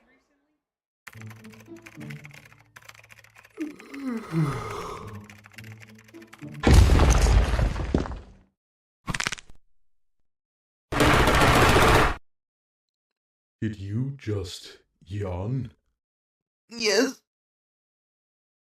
Tell me, son, what have you been drinking to keep yourself hydrated and energized?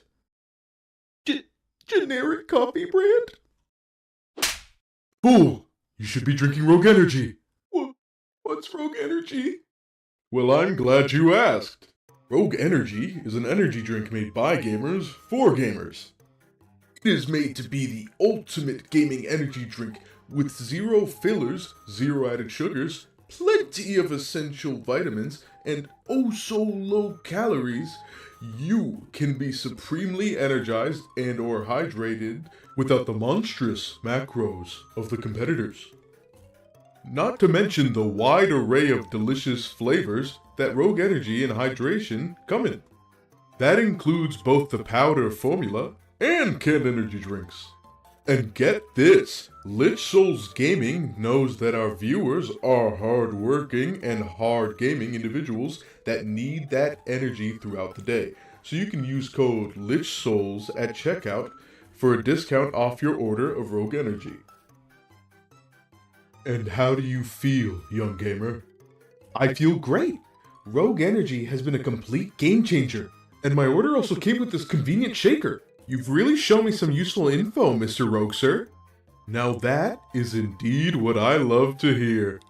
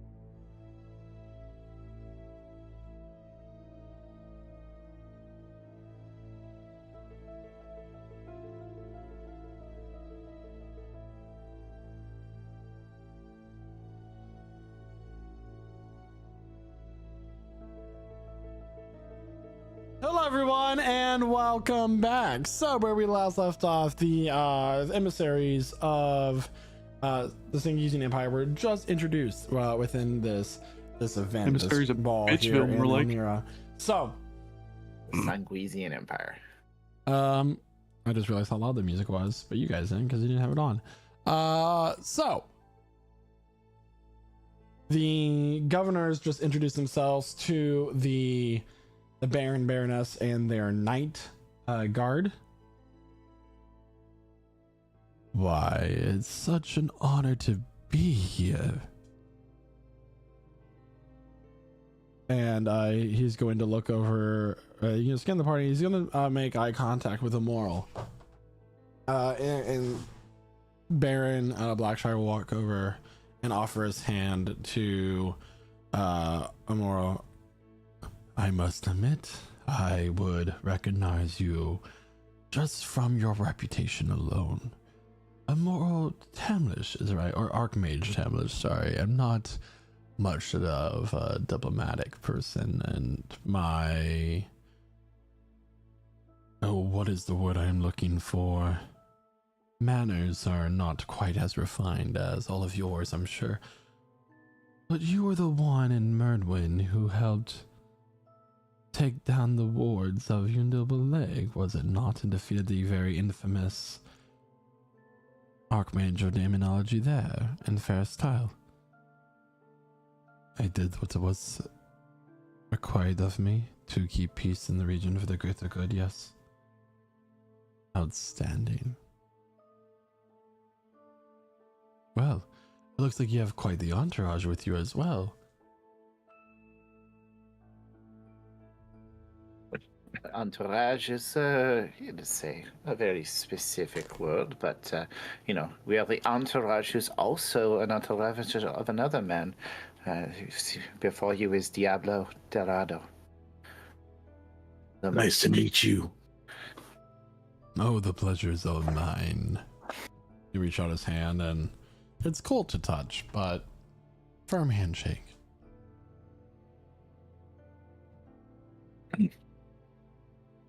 Well, I'm sure with adventurers like you about, this event is sure to go off without a single sense of danger.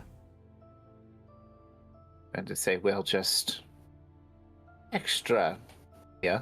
But this city is well known for its capacity for defense.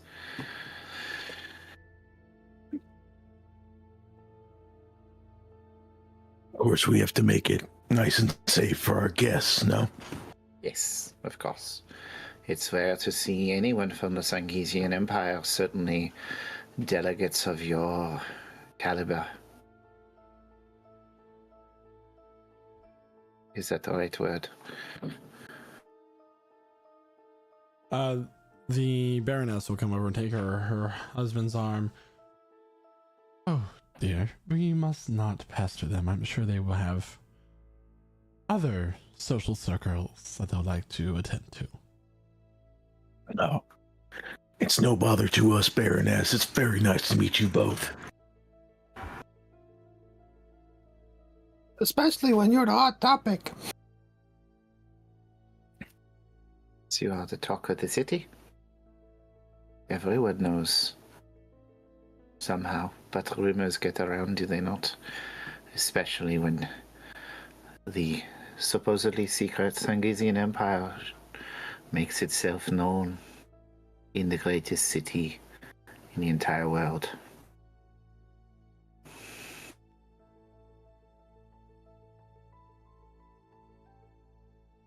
Well, it was a pleasure meeting all of you. I'm sorry I didn't get your name. Oh, he's looking at Valerie. Oh, it's Valerie. A pleasure. Sure. Of course, Valerie. Jocelyn.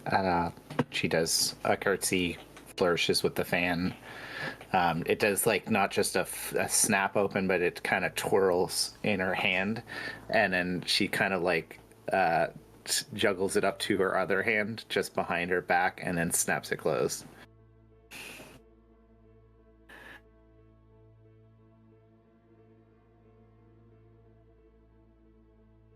Now, Governor Angerbella, there's something I would love to speak with you about.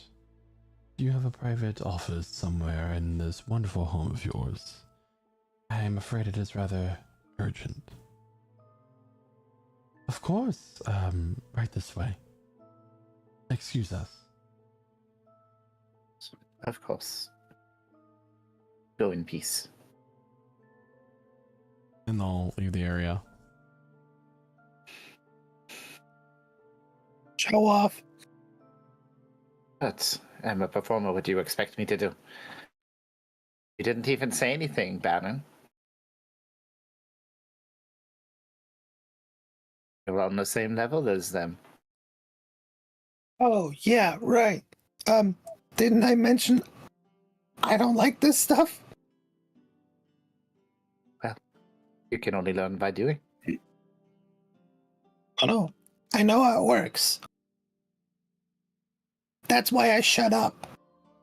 Fair enough. So the Governor Hangerbella and the Baron and Baroness, along with their knight, have left the room to talk about something urgent. Immoral is going about and like speaking to people. What would you all like to do while you're in this room of all the movers and shakers of the city?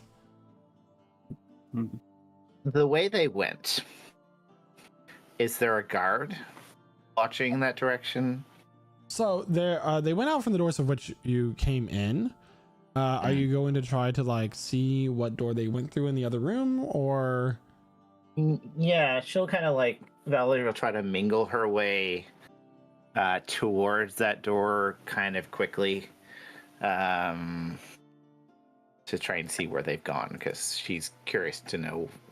Yeah. Okay. So walking out from the door that you came from, that was on the left of the entrance, they went down a hallway to a door at the very end. There appears to be one servant or staff member that you don't quite know which that is standing in the hallway, but you'd have to get past them or distract them if you want to listen at the door. Okay, we'll get past them. That is a quandary for sure. Yeah, so she's going to kind of with flicking her fan quite a bit, kind of just walk up there looking like she's trying to cool herself off. I'm assuming it's warmer in the ballroom than it is out here. It is. Make it a deception check. Yeah.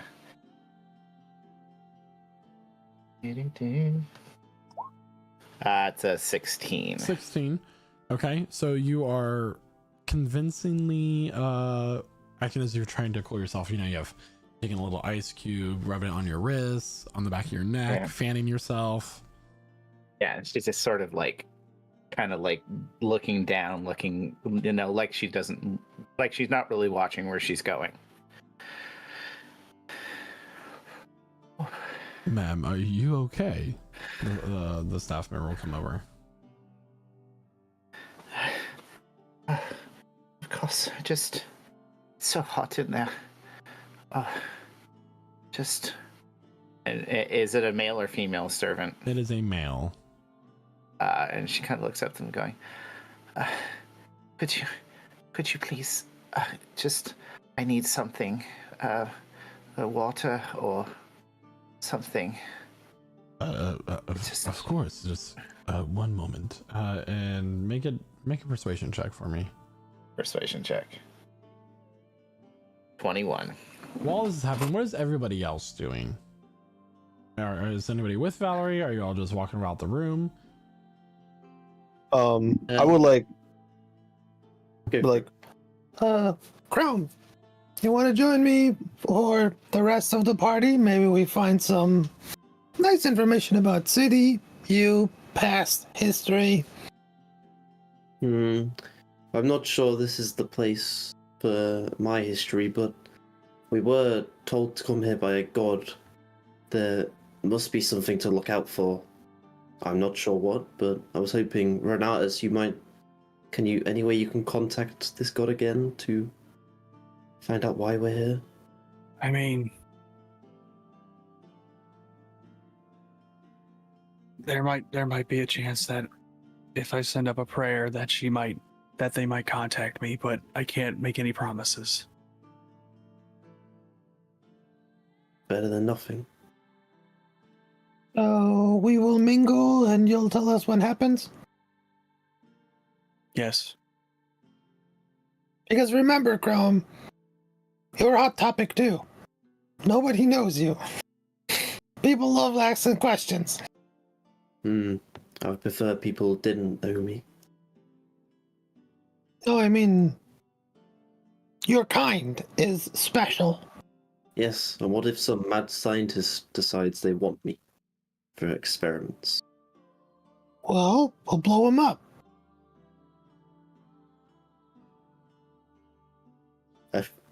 Okay. Not here. Sure.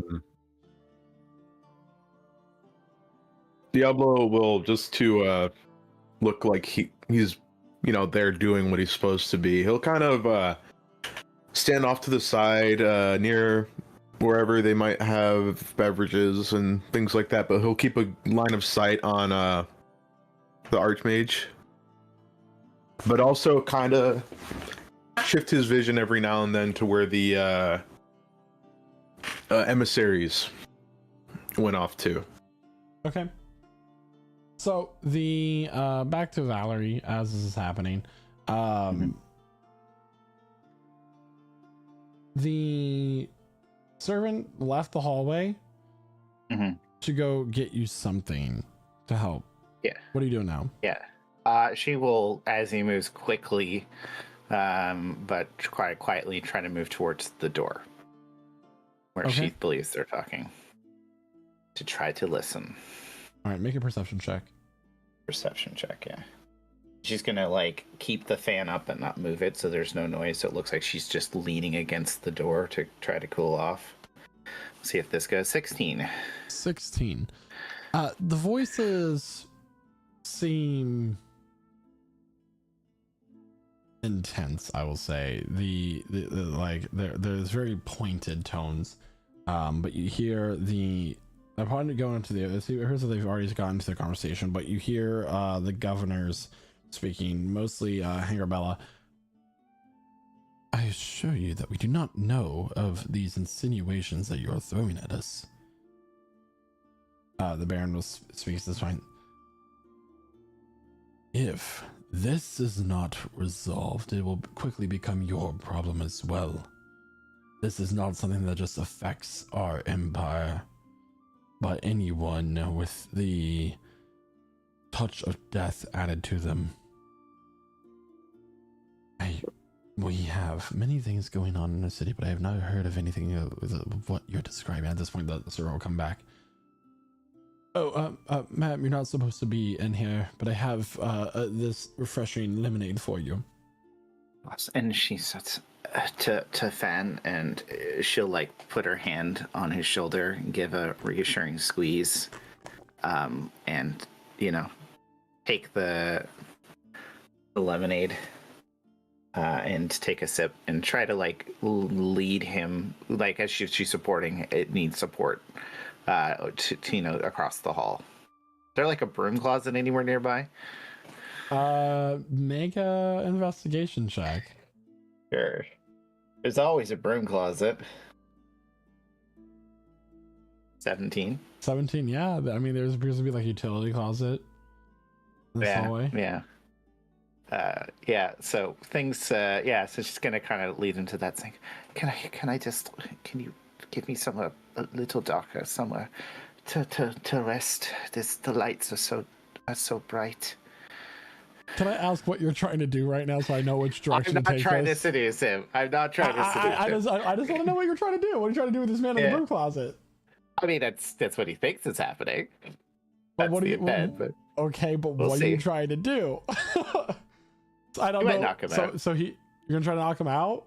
Maybe. We'll see what happens. Okay, so he's like, he's like a little flushed look upon his face. And he's gonna take you into this utility room where there's all kinds of cleaning supplies and smells of pine sol. Yeah, you know what?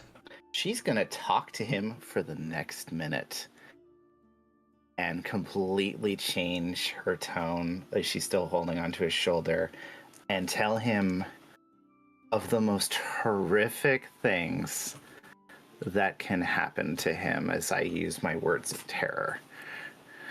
And On what this exactly man. does that do? Because I think this is the first time you've used it. Yeah, I can attempt to see paranoia in its mind, making them. They have to succeed a saving throw against my spell save or be frightened of me for the next. And they have to. Yeah, they have to be frightened of me for the next hour. You got a 5. Okay. And this is like a total shift. Entirely in personality. She went from seducing, and so he's terrified of her now, and she's going to say, thank you very much. I need you to stay right here.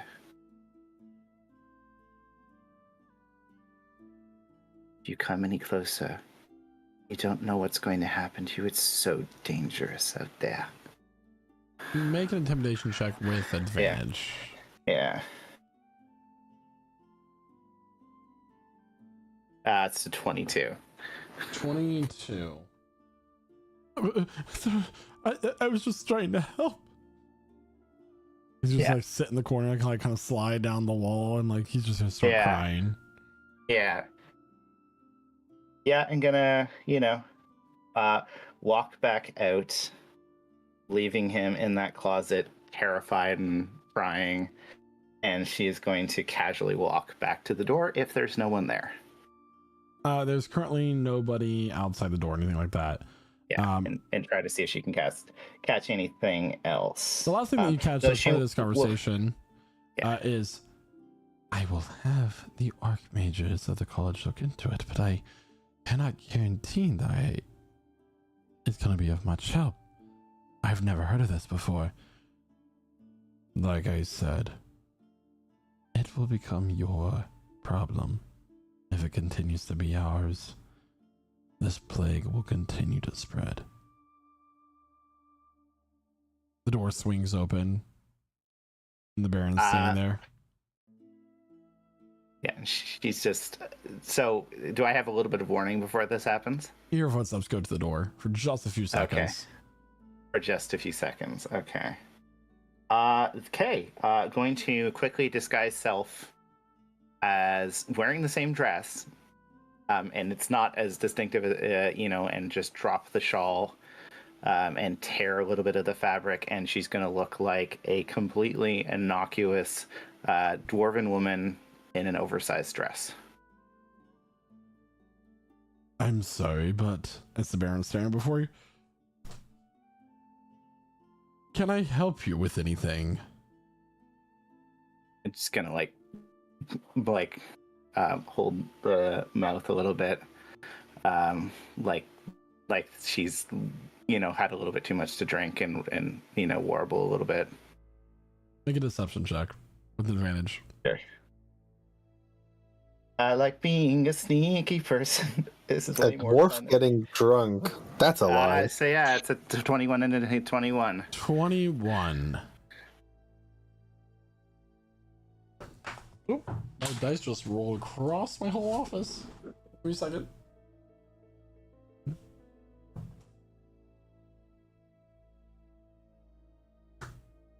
Okay. Governors, it appears that one of your guests needs a place to sit and some water. He's just gonna walk past you, the Baroness, and the knight following behind. And soon enough, they enter back into the room. Valerie, in your dwarven form, you are brought to a bench in the main room, and you're given a glass of water. Yeah, and just kind of drink it and try to find a place to wander off when people aren't paying attention anymore, to change to I'll say that will release the disguise. and you'll rejoin the group in a little bit. So, Yeah. Cram and Daka, what were you trying to do? Trying to like mingle with people, you know, just trying to get like a general vibe on what these people think about the Sanguisian Empire and whatnot, you know. Okay, so It'd be go like, ahead and what do make you an think? insight check. Or just like a, you know, oh, what do you think, you know? Insight, you said. Did that roll? 20. 6. Walk it. Oh, you rolled it twice. Why are you rolling it twice? I don't know. I don't hear the first one, and then the second one makes a noise for some reason. Okay, so I'll say it's a 12 because you're walking around with Doc. It's both of you doing it together. So you walk up to Ridderbert Gold, and I do not have any quite particular opinion about them. I don't do any trade or anything of that sorts. I have tried to make connections there, but it has not quite worked out in my favor. Oh, very sorry to hear that. I'm sorry, and let me introduce you with my friend here. This is Skebbery Mortif, which is this Arakakra woman wearing a white robe that has the symbol of Kresna on it. What do you think of the Singasian Empire? This is an interesting conversation to have when the emissaries are so close, and I'm sure they're hearing is quite nice. I believe that there is goodness in everyone if you dig deep enough. Oh, good, jolly good answer. I like this one.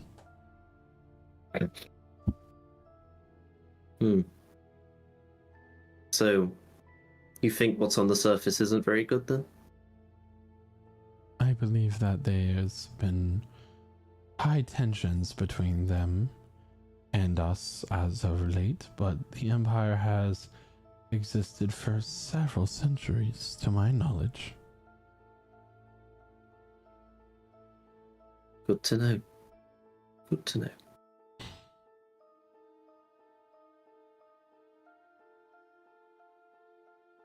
Proper level of misunderstandings. Indeed. I want to specifically look out for the black dots and that. Make an investigation check. Because that was the point of me and Crown walking through the room. Oh, At least from my perspective. Cool. Normal roll. As this is happening, the Baron and Baroness will re-enter the room, and the Baron will go to the Archmage Immoral. I wanted to say goodbye before we retire for the evening. My wife is not feeling so well, so we will be retiring this evening. I wish you a good rest. I hope to meet with you before we leave the city. Of course, Baron. I am more than happy to discuss anything you'd like, and of course, you can find me at the Mages Guild. Very good. Good evening. He looks at each of you. Looks at Diablo. Good evening to you as well. You have a great evening there, Baron. He'll turn and leave the room. What'd you get on your investigation there, Daka? 8. An 8? That's a natural one, I see. Do we have natural ones on our skill checks now? That's still a natural one. You're gonna record it on your stat sheet, right? Oh, okay, yeah. Sorry. It matters. Your eyes fall out. You're trying to get a closer look at the head priestess and the merchant, and a fruit fly will fly into your eye as you do so. This is not a mosquito. I'm sorry. Are you okay? There appears to be something irritating your eye. Yeah, pretty much annoying. Just hardcore rub it to get it out. Okay. Tell me more. No. At this point, Valerie will rejoin the group. Yeah, she's like gathered her shawl Dirty mind, and Valerie. is using it to cover the tear she made in her dress. I'll quickly cast some bending on it for you. Well, she's hiding it, so I I appreciate won't cast the, bending on it. Okay. Yeah. Alright. These all things will come in their own time.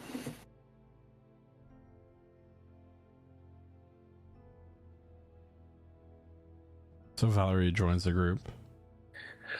Oh my, sorry, I was getting a little hot, but I'm feeling better now. So, did I miss anything interesting? No. No one seems to have any strong opinions about these people, or they aren't willing to say them here. They're diplomats, why would they say anything? Thought they might speak their mind. Politics. I mean, they only speak poison words behind your back. Fun. They did speak merchant. But I don't want to bore you with numbers. What's number? How much money did you make? Me? Nothing. They were talking about no trade with Singazian. Or having a hard time establishing some kind of connections.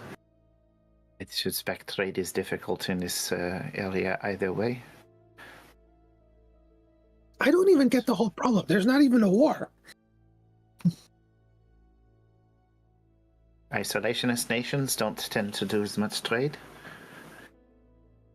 Especially when their people are already dead.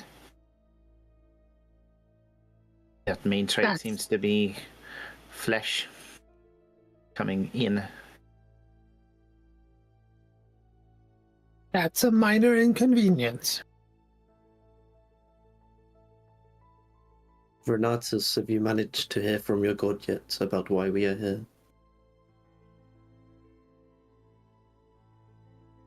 Have I? You have not exactly gotten any response back. Okay. Renato should mainly just be asking, like, not even like you don't even have to speak. Basically, you don't even have to speak to me. Just some kind of sign to point us in the right direction. For the sake, I'll let you make a religion check, but okay, there are spells for that. Yeah, there's gonna be like one of those cat posters just that said "just hang in there." Well, guess who ain't got those spells? You're not a magic man, you're a martial man. What happened? Where'd it go? Where'd it go? You got a 15. 15. Yeah. Not terrible.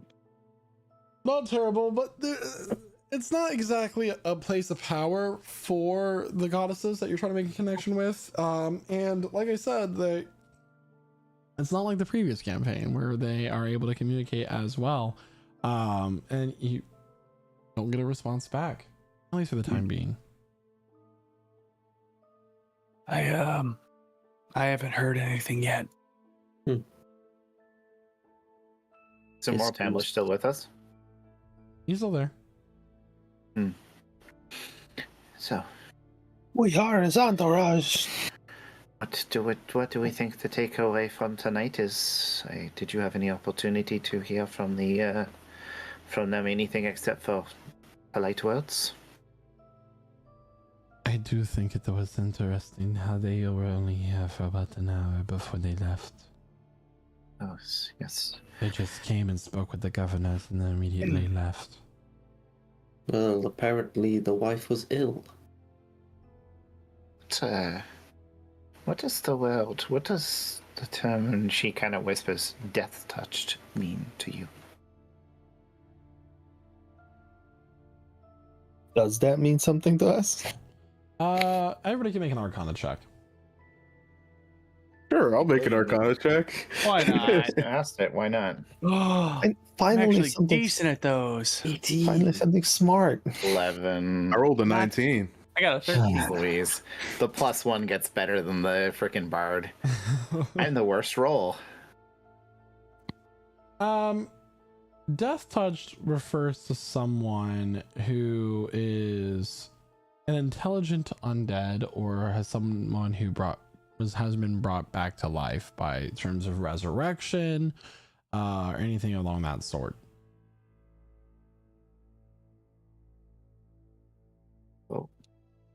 What if, have you heard any rumors, as I know your field is demonology, of a plague affecting those who are death touched?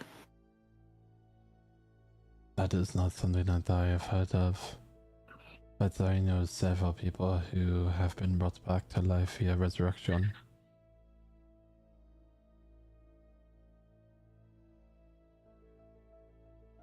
But it's interesting indeed. If there is a plague affecting such people, that would infect all of the nobles of the Sangisian Empire. Have any of the governors, have they been resurrected? To my knowledge, no, but that is something that I would not allow the public to know so freely. I am an archmage of an independent guild. I am not a government official. I have a suspicion. I heard some echoes while I was cooling off in a wall, and there was a heated discussion about some form of plague.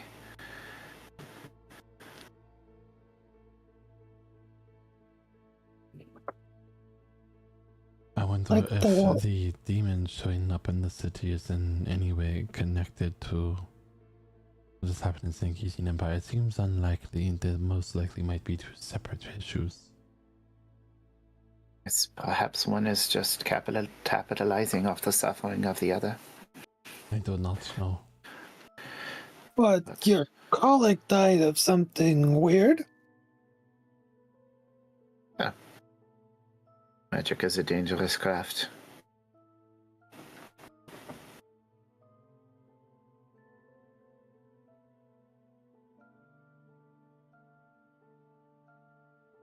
I'm just saying, if we had more clues on what kind of plague, we could maybe find it.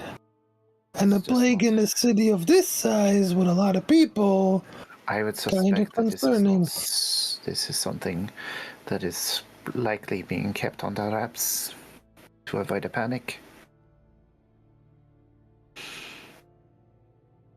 I don't think that's a smart decision.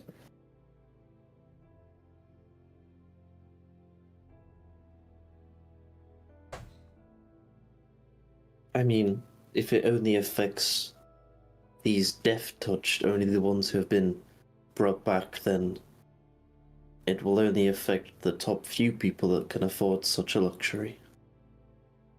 I doubt it's ever that simple. We know nothing. The only thing we could do would be to find one of these people who are sick, which I would wonder if the Baroness is one of them. Mm. Or perhaps the governor. Valiant observation. Who knows? Perhaps the Watchers are spreading it.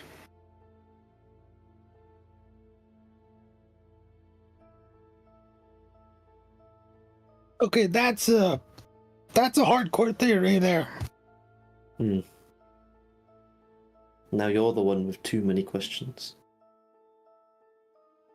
He's always the one with too many questions. Well, I was more speaking about you with your Oh, it's okay. I'm just trying to be theories and difficult. jumps. I read about it on the dark web. It's a web I found deep in the Underdark. Mm. It's a spiral wrote in words.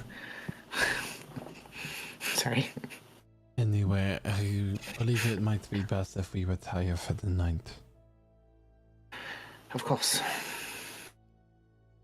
Sounds fine by me. Is there a particular place that you are staying here in the city? We were staying at the Prancing Tabby. We Oh, did. really? We're going back to there? It's late now, right? It is late. Yeah, so the Prancing Tabby's in the same district as us, isn't it? The Or is it same gonna- section of the city. It's just Yeah, 4 we levels have. down. We can't get back to the other place because we have to take the I train. am familiar with the place, but allow me to offer you some quicker travel. And he's going to flick his wrist, and he's just going to teleport y'all to the prancing tabby. Save y'all some bits. Wow. The bits. He just used Did he come with us?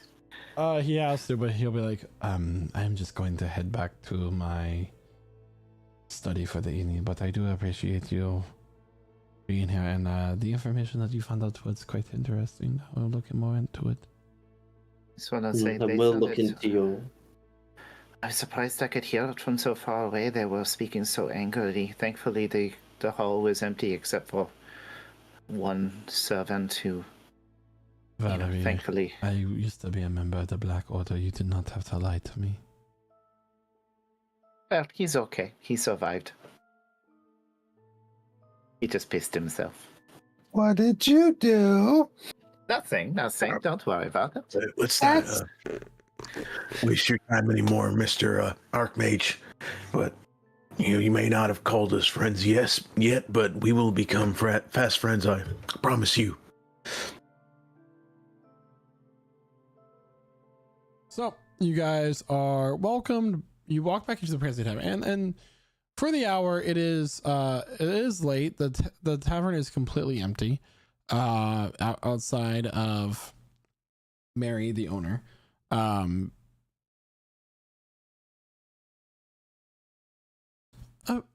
hello. Welcome back. I have not seen you the last couple of days. I was worried.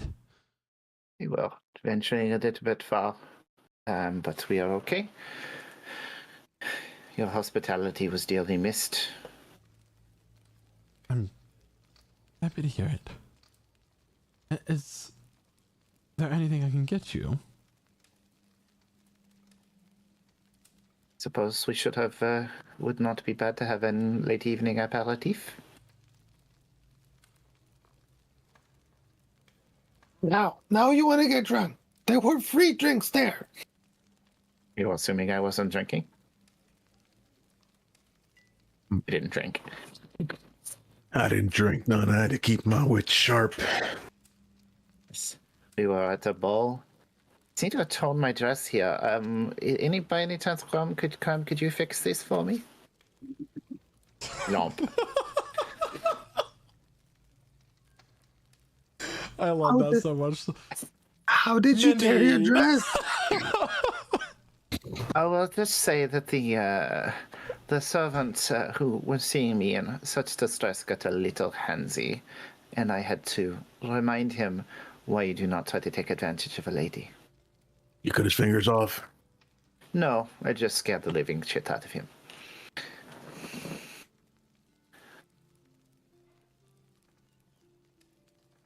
I may be a beautiful lady, but that does not mean I had to put up with abuse from young men. Do we trust that story?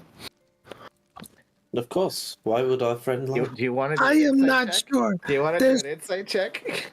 They've Come been on. pulling our legs all the time. Well, do this. not pulling your legs, Stacker, My legs are perfectly connected to my body. Can you take his legs off if you want? Diablo will he'll take off his frock coat and just kind of sit there in his vest and You button can't up even you can't roll lower than that. Forget it. I could certainly try.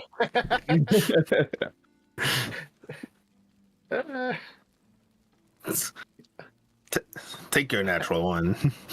Naka is still. Was that a natural one? No. That is a 5. Yeah, I mean, I think Valerie rolled a natural one. I did. I'll add that to my stats gleefully. And Doc Well, gets a 5.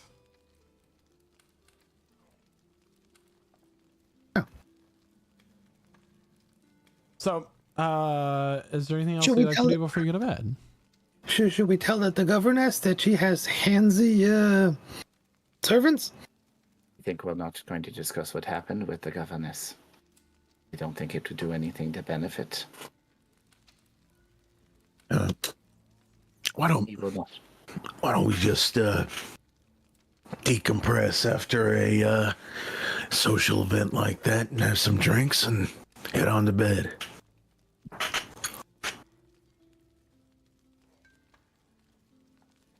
So they play some music and have some drinks and wrap up the evening. Okay. Unless anyone else wants to do anything.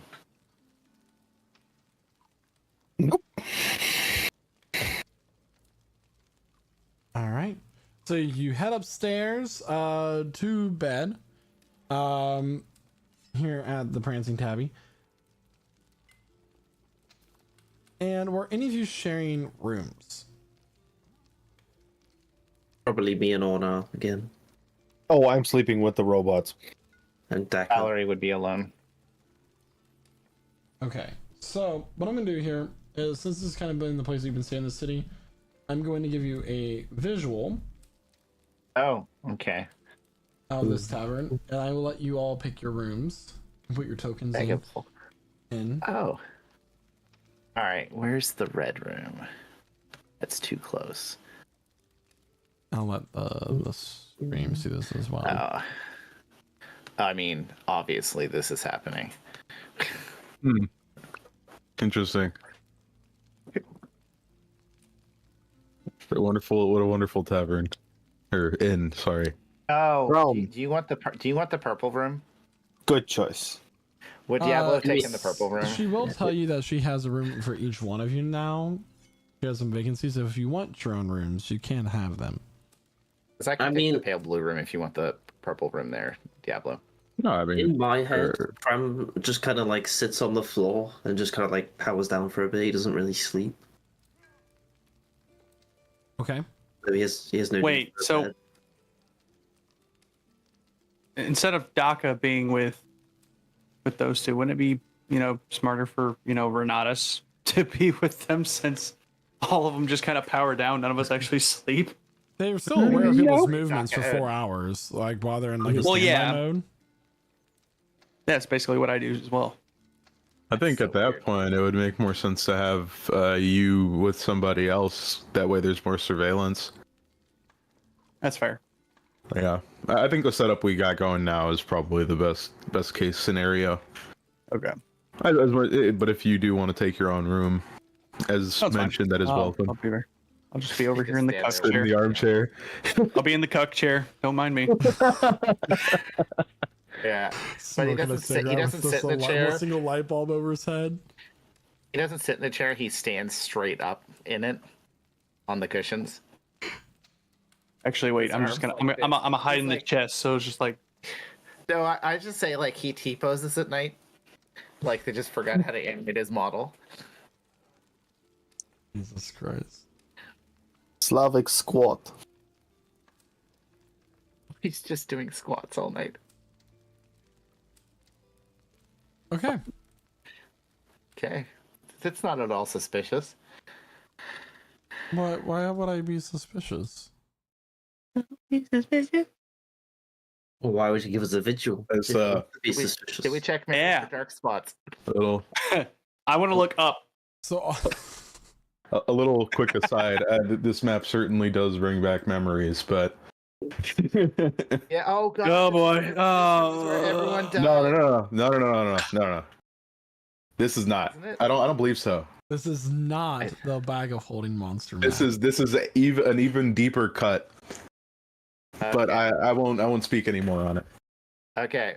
Can you tell us which episode of Prestige Encounters to None. watch that? Okay. No.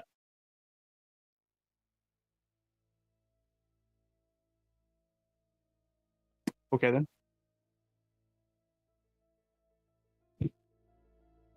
So, y'all fall asleep, except for those who don't need sleep, apparently. And Renatus, I need a perception check, please. All right. Oops. Out of that. We're good. Put like a bubble. Perception check. Perception check. Boop. That's a 4. That's a 4. As you're sitting in this chair, For a moment, you look down and you're inspecting your gear, that sort of thing, and you kind of like zone out for a second, and you look back up and you see a pale gray body with a hollowed face standing over Diablo's bed in the corner. Specifically, it has sunken black eyes, and like it has a humanoid body but no discernible features at the same time. Its neck is hunched over with its back. It has many deformities that make it stand crooked, and that sort of thing, and it has 4 arms as well. And as it looks at you, it's looking down at Diablo, and then as you take notice of its presence, its head slowly turns to look at you, and it lifts one of its arms to its mouth.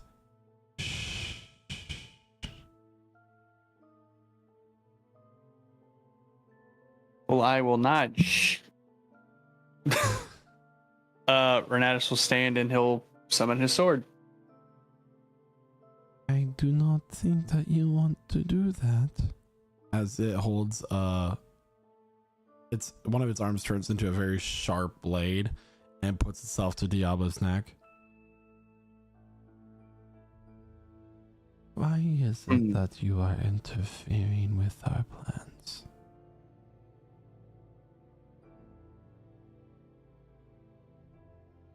Do you know what you are even doing here?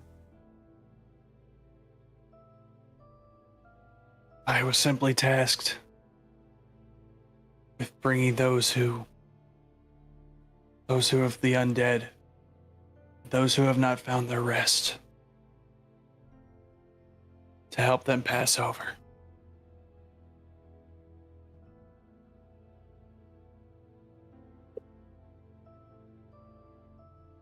You seem like a nice person. I'm sorry that I have to kill you.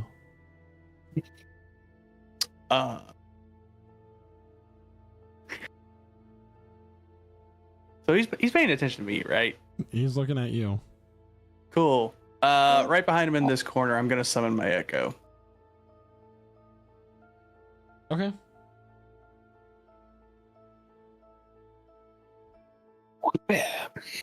Not unless I kill you first. What you doing? Let's see. Nope, that's the wrong thing.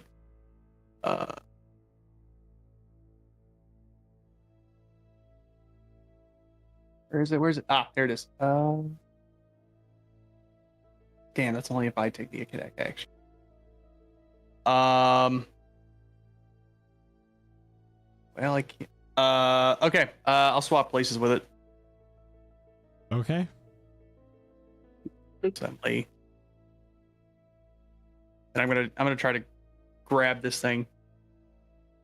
Okay, But it and has 4 arms. grappling has changed. Let me pull. Which I've never used it to begin with, so it's like, so it's all new to me anyway. All right, so it's an attack roll made against. The check is equal to 8 plus your strength modifier plus your proficiency bonus. Okay. And then I have to make a strength or agility or acrobatics check. So you have to make an attack roll. It's a saving throw for Sorry, you. it's to escape a grapple. Hold on.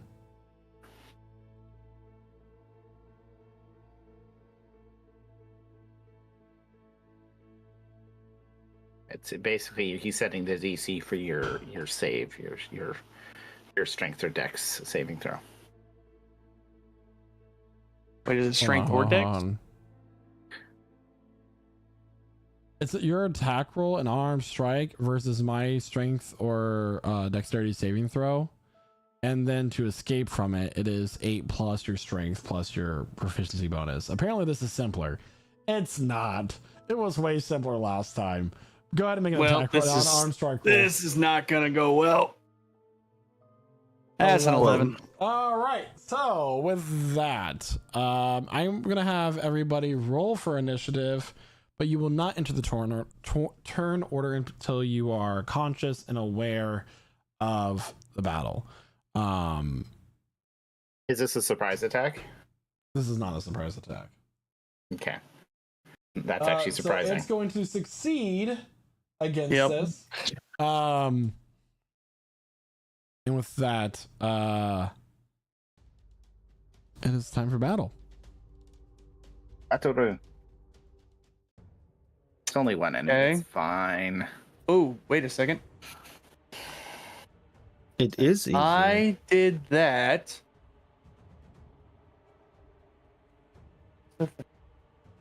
Why did that not put? Why did it not? Okay. I need to fix that because it did not put that in the right spot. Okay. On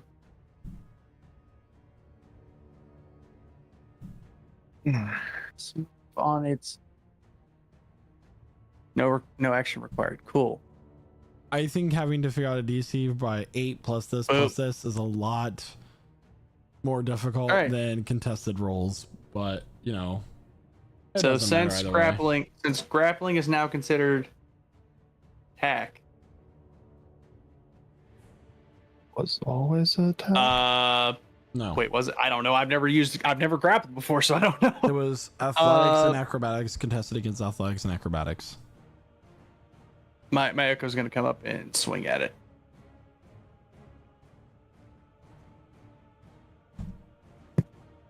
That's a 10. That will miss. Yeah. I hate to interrupt, but since these are new rules, the grapple version of an unarmed strike isn't a attack roll to initiate. It's just the roll against the DC. Only damage requires an attack roll. It's under the unarmed strike in the rules.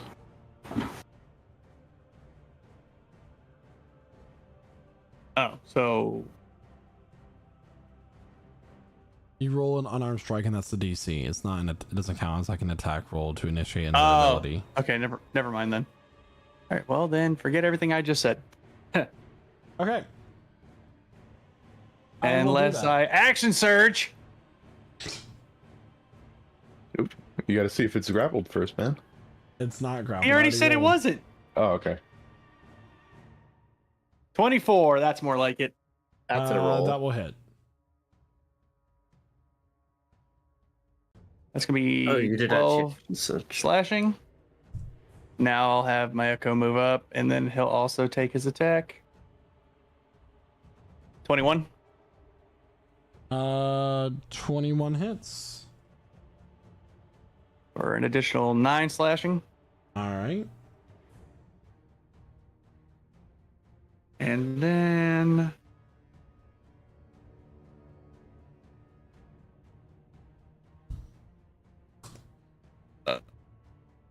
I think that's pretty much all I can do.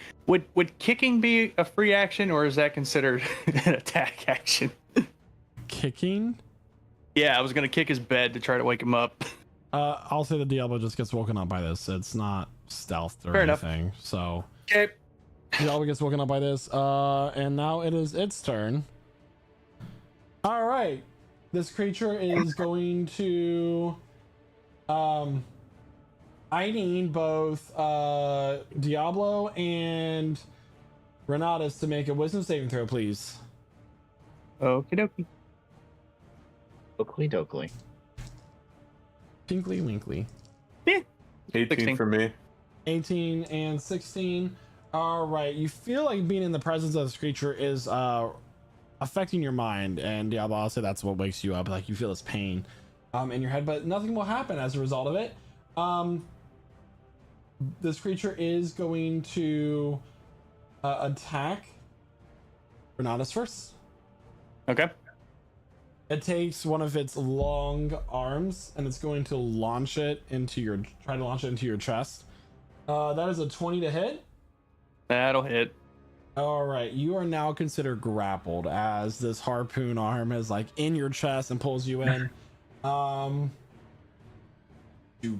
shit. Gonna get a big kiss. It's gonna Big pull you sloppy. in. It's gonna pull you in.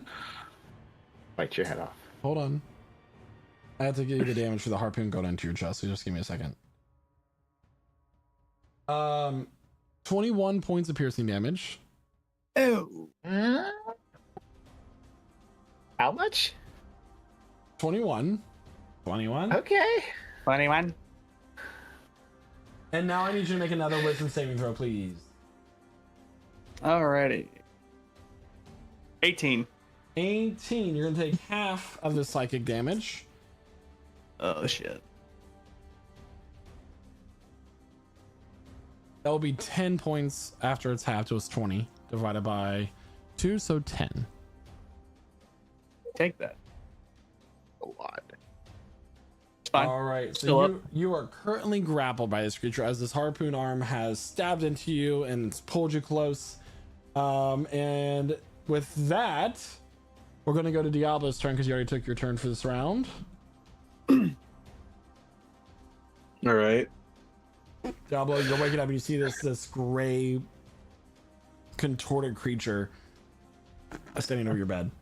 All right. So Diablo will kind of do one of those, like, you know, kicking up and standing up on his bed using half of his movement to stand from prone. And he will shit. He's going to attempt to grapple on this creature. Okay. You're a human centipede. So it's what, 8 plus strength plus proficiency, you said? So no, it's an attack roll, and that determines my DC. An unarmed strike to grapple, and then the escape after it's grappled is 8 plus your strength modifier plus your proficiency bonus. I just read it. Under the unarmed strike tab. Yeah. I will reread it. I'll read it out loud so there's no confusion over this. Yeah, I mean, I'm okay. I just want to make sure because I'm also looking at the new rules So for it this says, thing. hold on. Let me find exactly. Okay. Players can grapple target as part of an unarmed strike action, which means the target must succeed on either a strength or dexterity saving throw. So it is an unarmed strike, Yes. which determines the DC. Whatever you roll determines the DC. And then it says, additionally, escaping a grapple now requires either a strength or agility skill test against the fixed escape DC. So the 8 plus the grappler strength modifier plus the proficiency bonus is only once they're grappled, and it's to escape it. The rules, like I said, the 2024 So rules how that I'm about looking at. you read what you're saying instead of Yes, just I'm going gonna. back and forth? That's what I'm about to do. The unarmed strike, which grappling is an option. There's 3 options. There's damage, grapple, and shove. Damage is the only one that says you need to make an attack roll before getting the result. Grapple, specifically, you can make an unarmed strike to grapple. The target must succeed on a strength or dexterity saving throw, or it has the grappled condition.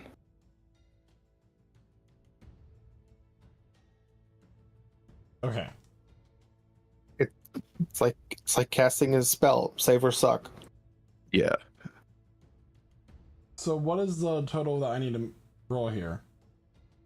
That is 8 plus my strength, so plus my proficiency, which at this level is what, 2? That would be 14. I got a 20. Okay. Alright, so fails to grapple, and Diablo will use a point of focus or mojo to make a couple unarmed strikes. Some attack ones.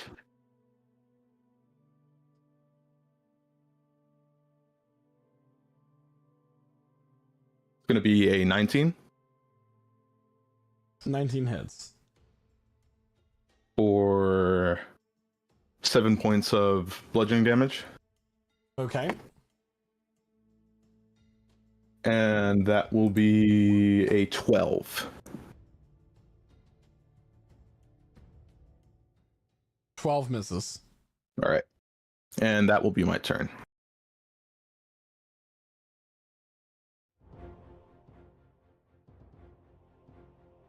All right.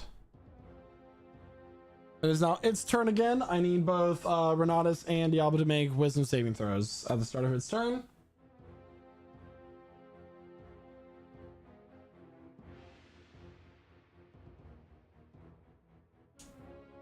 The 12. It's an 8. All right, so both of you are going to take 3d6 psychic damage. That is 11 points of psychic damage as the anxiety of you being alone and this assault starts to flood your mind. Your ears and your nose start to bleed as your mind is racked with this amount of damage. It's now going to make its harpoon arm attack against you, Diablo, as it has 2 harpoon arms. That is going to be a 17 to hit. Misses. Yeah. 17 misses. Awesome. All right, and then it's going to use its sorrowful embrace. I need a wisdom saving throw from Renatus. Okay. He's a sad boy. He's sorrowful. 20. 20. You're going to take half damage. 8 points of psychic damage. That's Fill after. up. That's already halved. So that's 8 there. All right, and now we're to Renatus's turn. Cool. There. Okay. Everybody else is sleeping peacefully. Yeah, I know. I was gonna say, well, you're just having a nice peaceful sleep. Nobody's yelling out. Alrighty. Let's see. We're spellcasters. We need our rest. Valerie's getting her Couldn't be beauty me. sleep. She has a thing over her eyes, like a blindfold. Absolutely. She's full on She's- melatonin. Yeah, there's like fantasy era little humidifier. She's got the cucumber mask. She has and a wave everything. machine. Yeah. Oh, perfect. Okay. Bonus action swapping with my echo. So that way I'm no longer grappled. Hey, Okay. you remembered. I did remember. I remembered. I remember. And then let's see.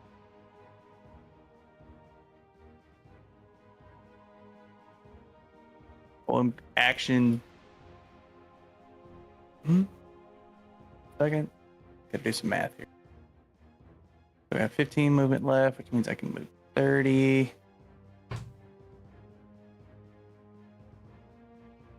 Far. Ooh, okay, I can get there. Wait.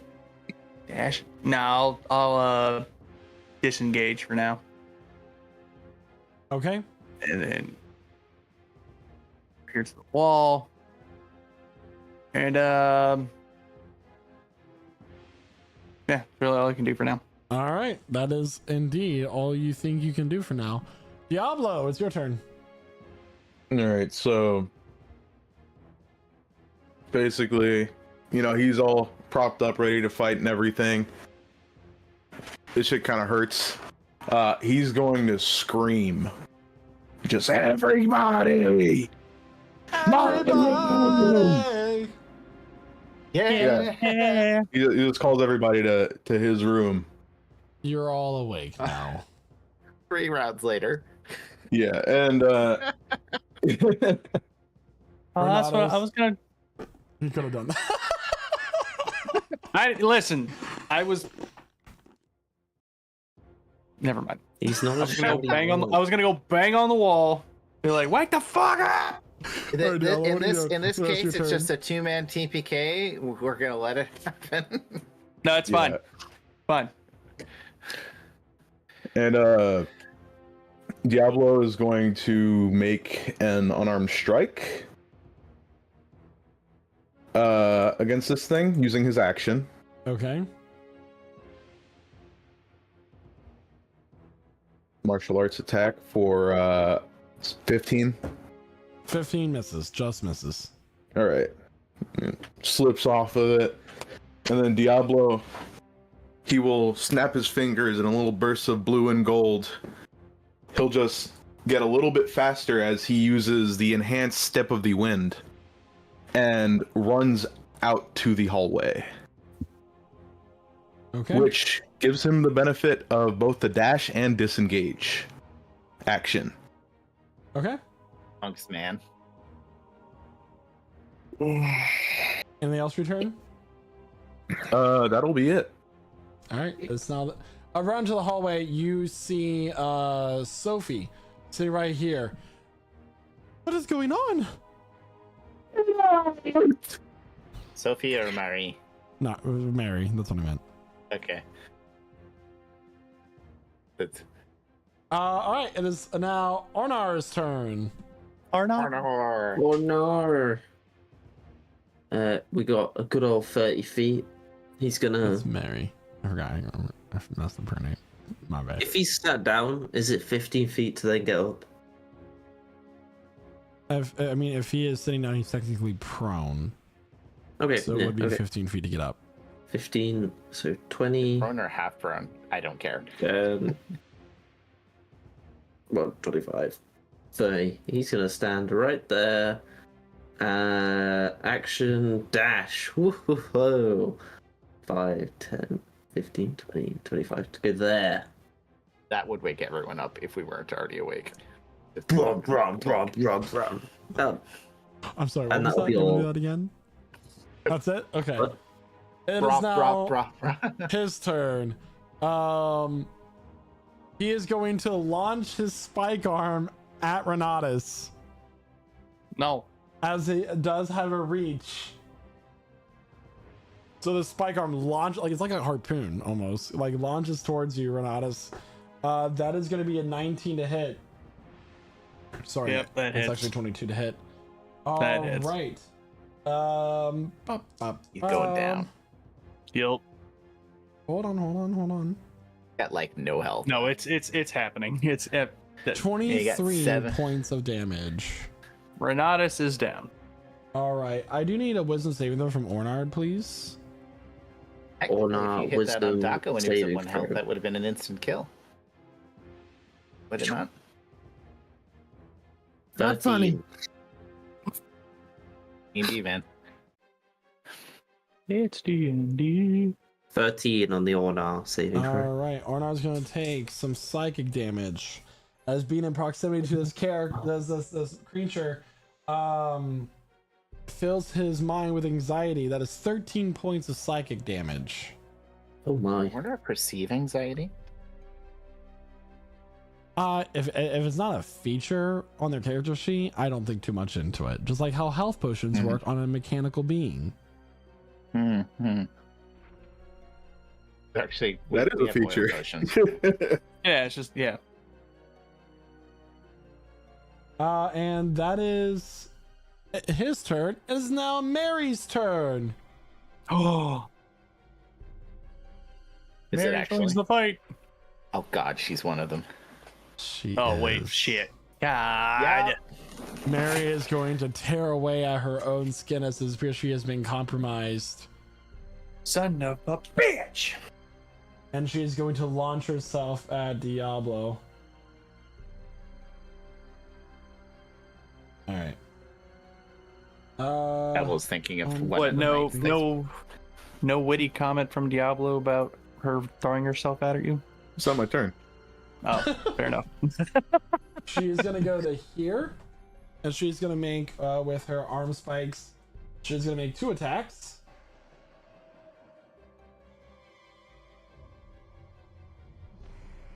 Actually, no. She's just going to make the 1. She instead of taking her 2 attacks, she's going to use her embrace action to try to give a big ol' hug to Diablo. 23 to hit. That hits. All right. Let me get the dice for this.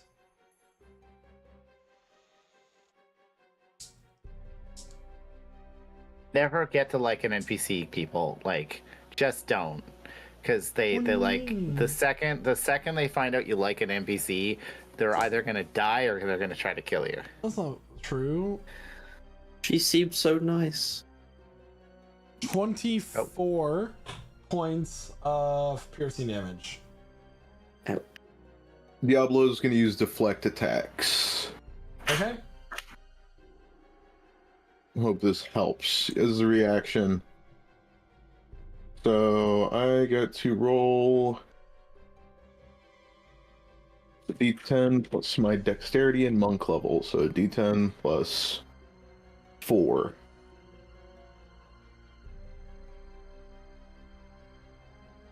And you're now considered grappled, by the way. So how much damage was that again? 24. 24 minus 7.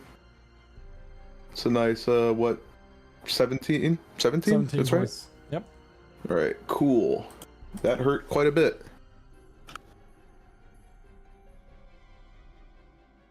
All right.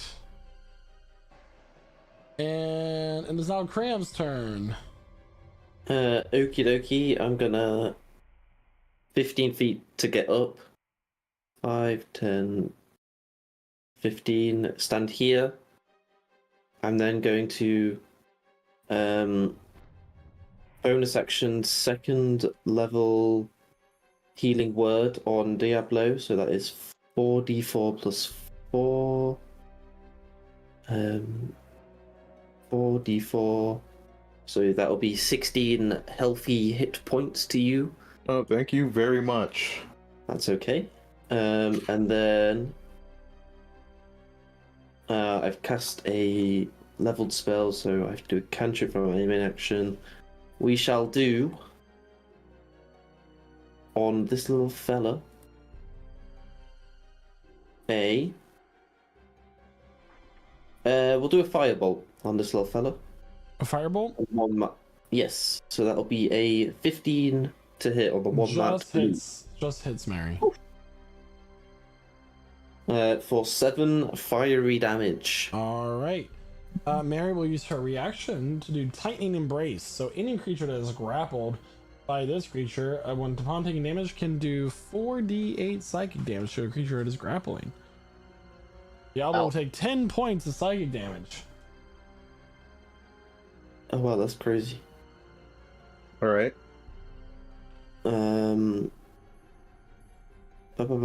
a bonus action, which I've already done, so I can't do that. Can't do that. Blah blah blah blah blah blah blah blah blah blah. Yeah, no, that's me. All right. It is now Valerie's turn.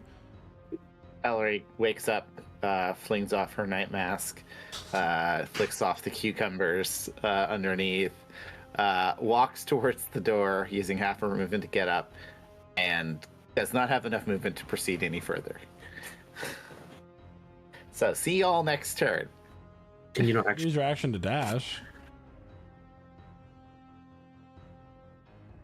Yeah, but then I'll be outside, and it'll see me. What? Oh, God forbid. You know what? Okay. She has her action to dash. Y'all peer pressuring me. Yeah. And she's going to do a second level healing word at Diablo Dorado. Because, you know, he needs to live today. So 44 plus 4. So that's 7. 14, 18 healing. 18? Enjoy your 18 hit points. 18. Thank you very 18. much. All right, so there. That is my action economy. Thank you. All right. It is. I need a death saving throw from Renatus. Baron Daka is on deck. All right.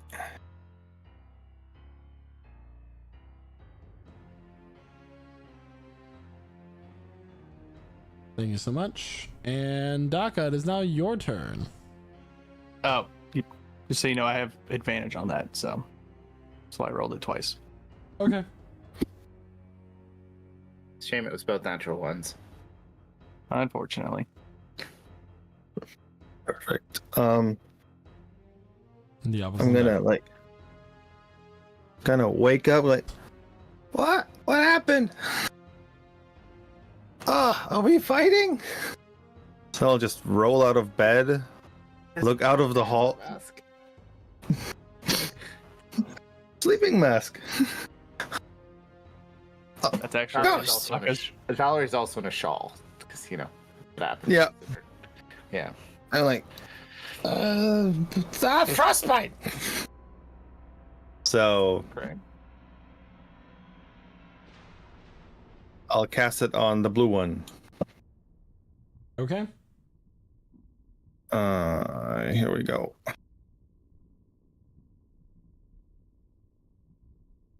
So that's a con DC 15.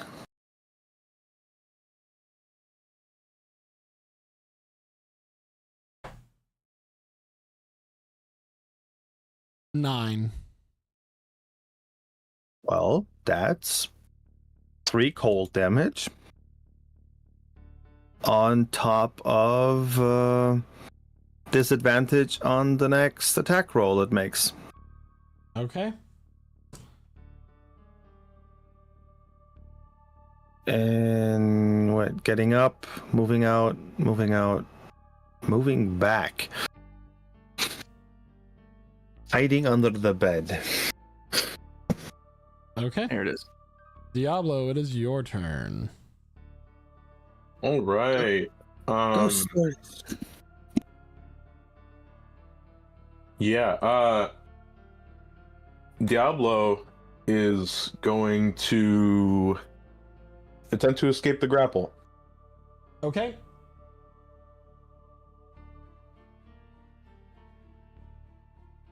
So, do you have to tell me the DC, or do you know the DC? The DC is stated in its ability, so this is where I'm a little confused. That's yeah, that's weird. That's what happens. Old stat blocks, right? Yeah, but he will do an athletics check here. Okay. 1DF. That's a 17. That will succeed. All right. So That is Diablo, a- he breaks free, and he is going to. He can use his bonus action just to make a single martial arts attack. Okay. No mojo on it this time. That's a natural 20. Ah! So we just double the die roll, you said? It is how the rules is written is for natural 20s. So the double the die roll and add the modifier, or is that how that's written? Okay. Yeah. So that is a 10 points of bludgeoning damage here. 10 points of bludgeoning damage. All right. As Yellow breaks free from the grapple, he launches an attack at this creature. Anything else return? That'll be all I can do.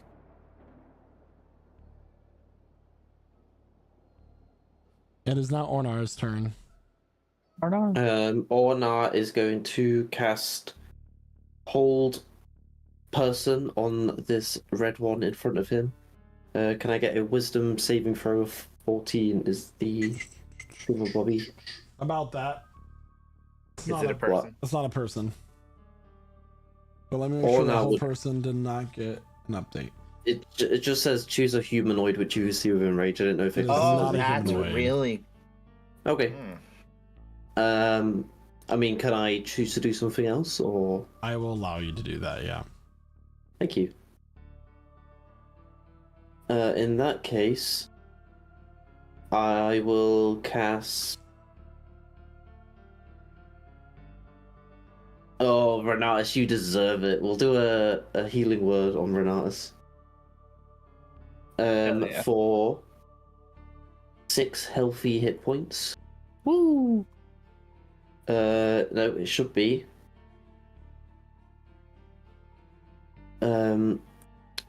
6 plus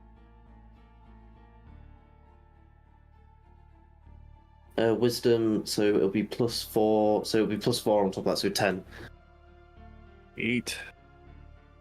And Managed to back then up. I'll just hit with the Warhammer on the red one for a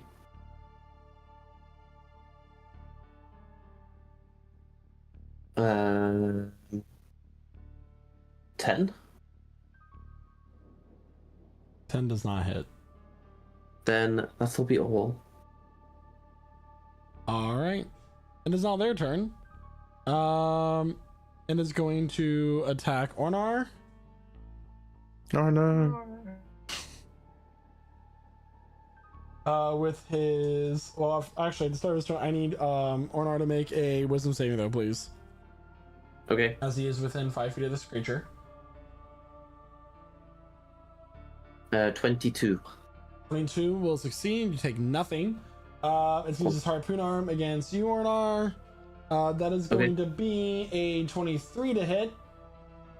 Yes. I know. You are now grappled. Okay.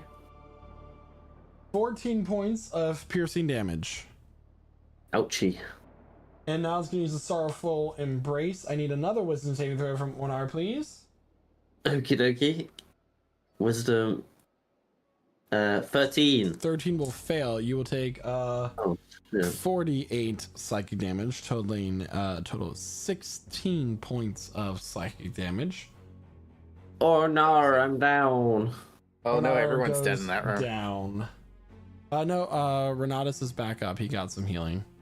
Yeah. Oh right. He just still This had was the still icon showing on his token. Not bad. As he pulls you in, and the flood of anxiety fills your mind of loneliness and isolation, you hear the words, "The architect will be so happy that I'm delivering your corpses to him."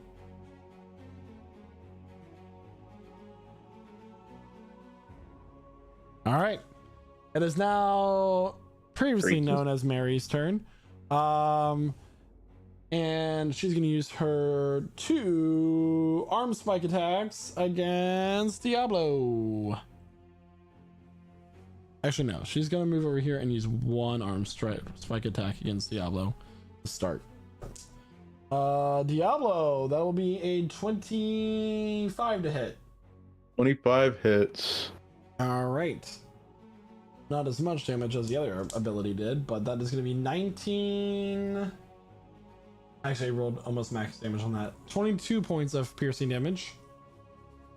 Yep. 2d10 plus 3. And then she'll use her other arm spike attack against Cram.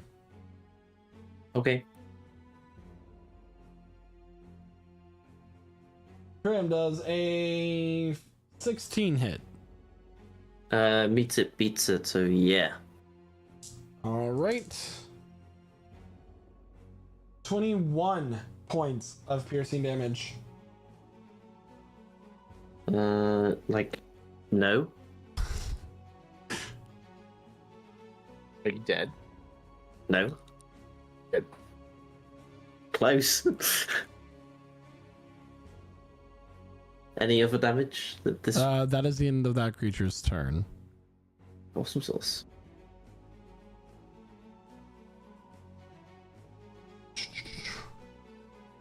Cram, it is now your turn. Oh, lovely. It's gonna get some real hurt for that. Let's believe it. I'm going to bonus action innate sorcery to increase my spell save DC by 1 for a whole minute. Yeah, take that, lady. Does she die? No, I'm joking. Obviously not. And then she's gonna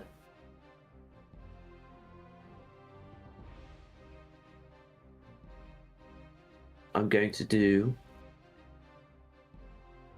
burning hands. No, I'm not. No, I'm not. Ignore that. That was a lie. I'm gonna do Tasha's caustic brew. So pretty please, can I get a dex of 16? 6. Awesome. She's going to take 2d4 poisonous damage 6. And the creature is covered in acid until the creature uses an action to scrape or wash the acid off. It takes 2d4 damage at the start of its turn until it does this. Okay. Bonus action, movement, I'll die. So that'll be all. Okay. Valerie, it is your turn. Oh wow, two of her friends are looking very dire there, huh? That's great. That's great. Gosh, golly gee willikers, man. So gonna do another healing word at a Diablo. Because I mean, he has to survive this. I'm sorry. He's the main character. You guys are just the NPCs here. Everybody's the main character. So the first two is an 8, an 11, so that's 15 healing total. Because I did that second level. Thank you very much. How does this horrible monstrosity that was once a potentially dear friend look right now? Does she look bloodied? Standing strong. Standing strong? Mm-hmm. Why you hurt me like this, man? I can hurt Why you you hurt more. me like this? In fact, I plan on it. Yeah. Don't do it. We're dear friends. And yeah, so Valerie, well, she doesn't know this is Murray. She just knows it's a monster, right? Like it's not visibly Murray. Correct. It tore the form of Mary off of itself. Yeah. So yeah, just gonna lay out a bunch of vicious attacks towards it, just verbally ripping to pieces, talking about its loose skin and unfortunate posture and how crooked its harpoon arms look, and just like as you walk out looking like that, your arms are all crooked, your face, I mean, you look like your skin's hanging off. Have you even considered skin cream? You're ugly, you're disgusting, you should be embarrassed, you should go back to bed. And vicious mockery. I'm gonna mean so- girl it to death. Like, Yeah. So that's the damage. So it has to give me a wisdom saving throw. a wisdom saving throw. Yeah. That would Never mind. be that's not very good. No, that is a 7. So it takes 14 psychic damage. 14 points. Is that right? I don't think that's right. No, I don't know I did that. No, it just 3d6. takes... no, it's adding it in there, so it's actually 1d6 plus. See, it's just taking 4 psychic damage, sorry. 4. I was about to say. It's know about that. I need to quickly turn my psychic blades off because I cannot viciously lash you with my psychic blades. And so Valerie's gonna just kind of are these rooms unlocked? I mean, you wouldn't know until you try. Yeah, it's gonna walk up to this door and push the door open, It opens. and kind of gonna duck in here around the corner. Upon opening the door, there is a foul stench in the air, and you see the corpse of Mary under the bed. Bastard! You've done both of the things. I did both. of You those killed things. her. You killed a beloved NPC and had a version of her kill us. And so there's like a shrill cry of anguish from Valerie. That's my turn. All right. It is now Renatus' turn. Doc is on deck. Cool. Yeah, I was in the Okay. hall. Let's see here. First things first. Bonus action, second win, so that way give myself a little more breathing room. Cool. That was not good. Wait. Why is that only a 2? It should actually be 5. Anyway. So that'll up my health a little. Cool. Update that. And then going to get right here next to this monster here. And I'm going to cast Booming Blade. And then I'm going to attack. 16. 16 just hits. Ooh, cool.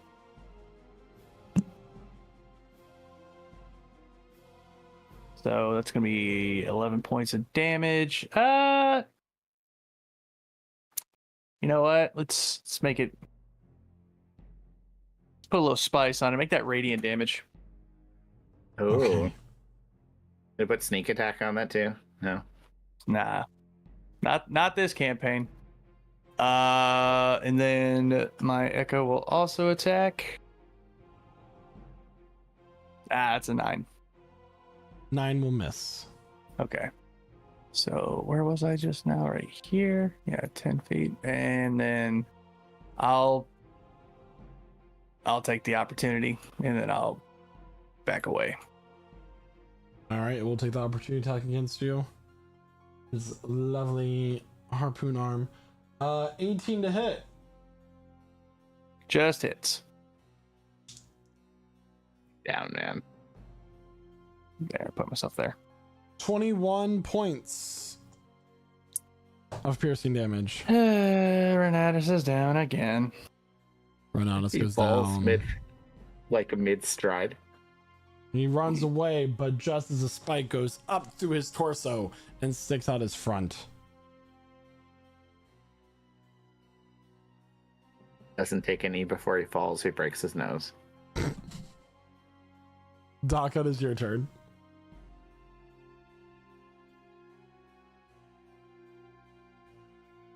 Mute helps. Yeah, I'll just grab my staff with a bigger red gem on it, and just like scorching ray, and yeah, shoot at the blue one. So that's 3 attacks. So let's go. 1, 2, 3. Wow.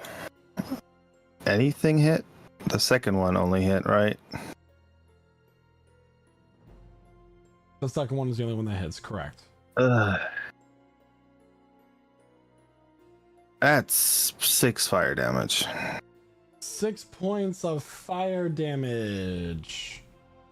All right. And I will knock over this table here and Okay. hide behind it. Sounds good. Did you take the lantern off first? The lantern should be out because we slept. I don't sleep with light. That's why you had your night mask on. I mean, you've got Ornar in the room. He's putting out constant light. It's Diablo's turn, everybody. Yeah. Diablo. I'll just do the hide action. Okay. All right.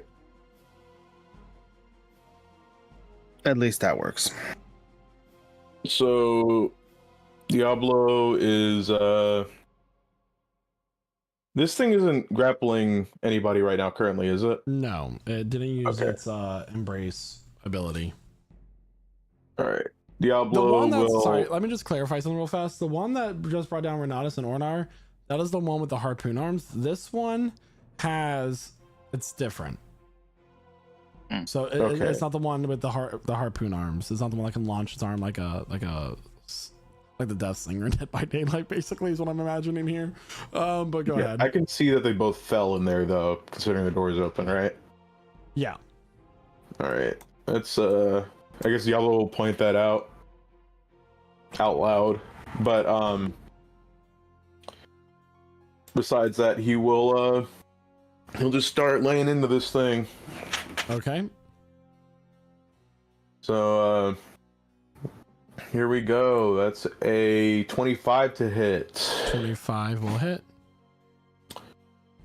for 9 points of bludgeoning damage. All right. And Diablo will use a point of his mojo to make 2 more attacks. So that's an 8 to hit. Misses. That's unfortunate. And a 25 again 25 hits. for 6 points of bludgeoning damage. All right. All right, and yeah, that'll be it. All right. I need a death saving throw from Ornar, please. Ornar. I was just noticing while you do this that Renatus in grayed out in the interface looks the same because he's mostly black and white anyways. I thought Did you see I that? thought the same thing.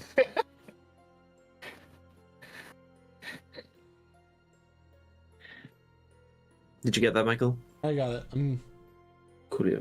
looking at stuff. Okay. It is now this one's turn. It is going to. Uh-oh. Hmm. Uh-oh. Oh. Oh, Gee. Diablo. Yeah. 4 thunder damage, by the way. 400, thank you. Okay. 22 to hit. That does hit, yes. Oh wait, nope, never mind. Ignore that. It's not gonna make a difference. Yeah. 15 points of piercing damage. 15 points of piercing damage. You're yeah, once again that... grappled. Alright. I need a wisdom saving throw. Okay. Just one moment.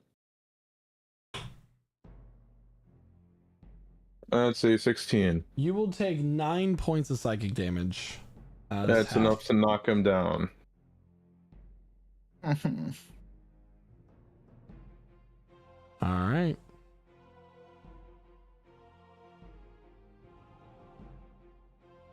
It is now this one's turn. Yeah, and it has to take 2d4 acid damage, poison damage, acid damage. I can't Acid remember. damage. Acid. Said acid. 5. 5. Yeah, he's dead, right? All right. No, but it is bloodied now. No, he's dead. It's bloodied now? It's Please don't going kill me. to. I'm a- it's going to attack you with its arm spikes. That is going to be a 16 to hit. Oh, beats it, man. You still have the mage armor. Just a reminder. And it's 16 with mage armor. Lovely. 15. 13 plus my braces plus my +1. Yeah, I'm down. Come on. What'd you get on your stealth check there, Daka? I made it with the 16. I'm invisible. It's gonna step into this room. You hear its breathing. Come out, wherever you are, little one. We just want to talk. Cram, I need a death save, please. Okie dokie.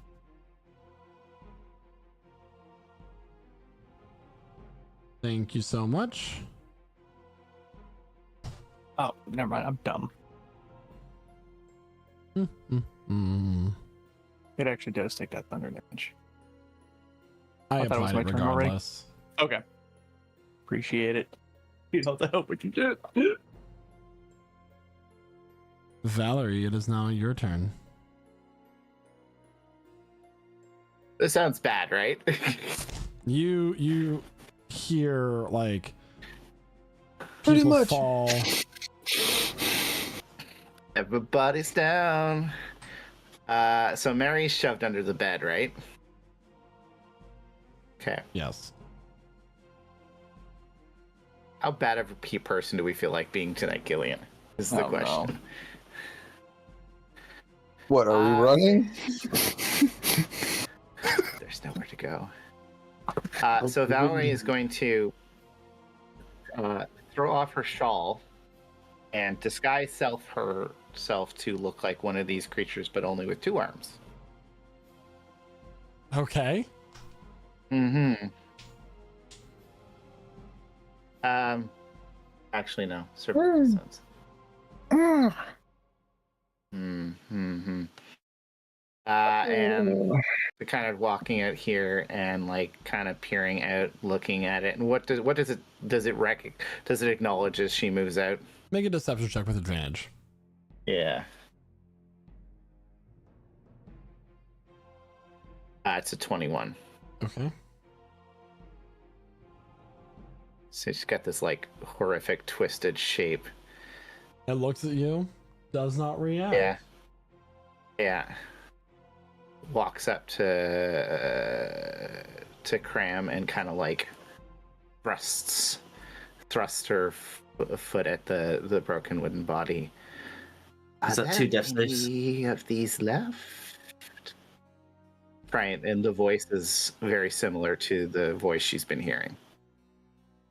Are there any victims? Any of these left to bring back?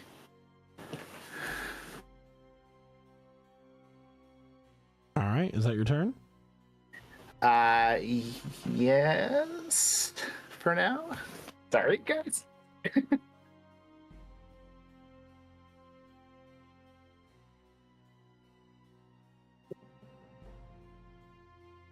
Yeah. All right. I need a death save from Renatus, please.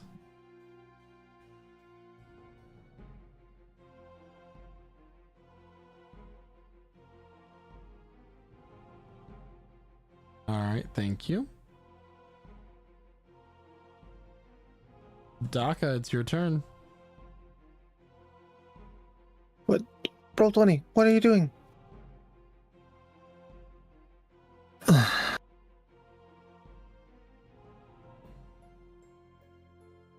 I have to reload.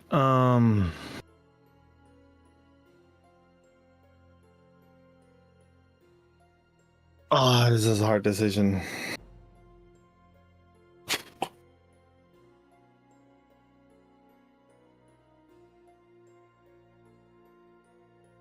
Okay. How do I interpret the I just want to talk? Is it a taunt or is it actually Make an insight check?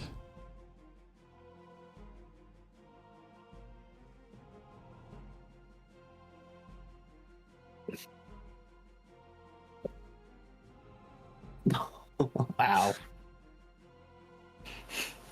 Sure, it's fine. I'm not good with insight. I mean, they might be telling the truth. It's kind of hard to read. Honestly, that really plays with how Daka acts because he doesn't always like read social cues, so it's kind of perfect. Maybe they're friendly. Okay, I will use I'm gonna move, disengage, dodge. And I can make it to here.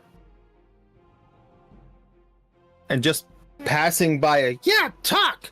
Whatever you want to say. Stop attacking us. Okay.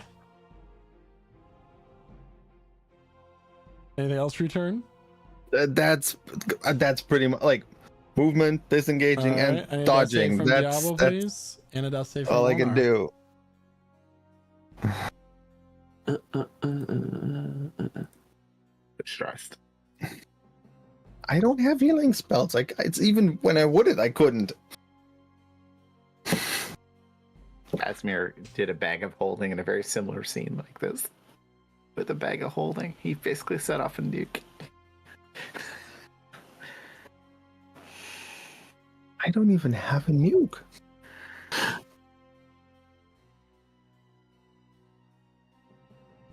It's so stressful.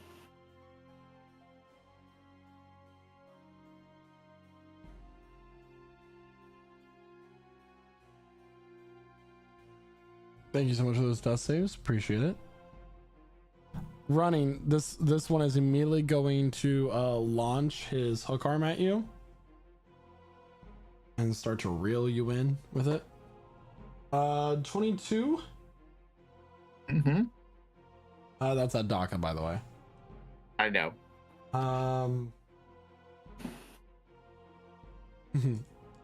Wait, is that with disadvantage?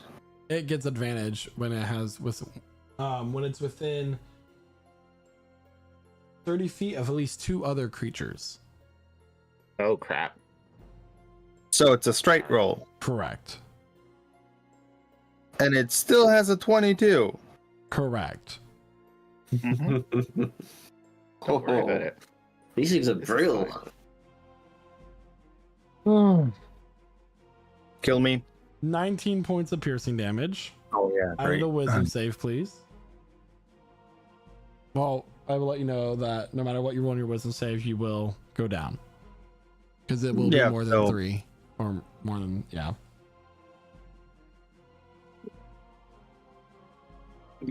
All right, Valerie, you watched as each one of your allies has gone down.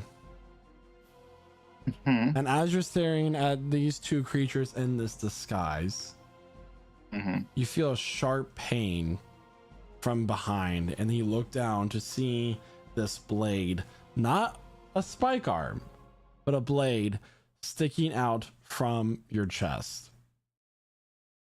You let out a gasp of air, Mm-hmm. and you fall to the ground, blood trickling out of your mouth, your life essence spilling out onto the wooden floor, and you hear a voice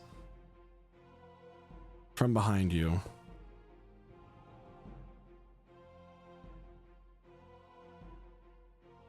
You may take their bodies to the laboratory and let's see what kind of golems I can make with them.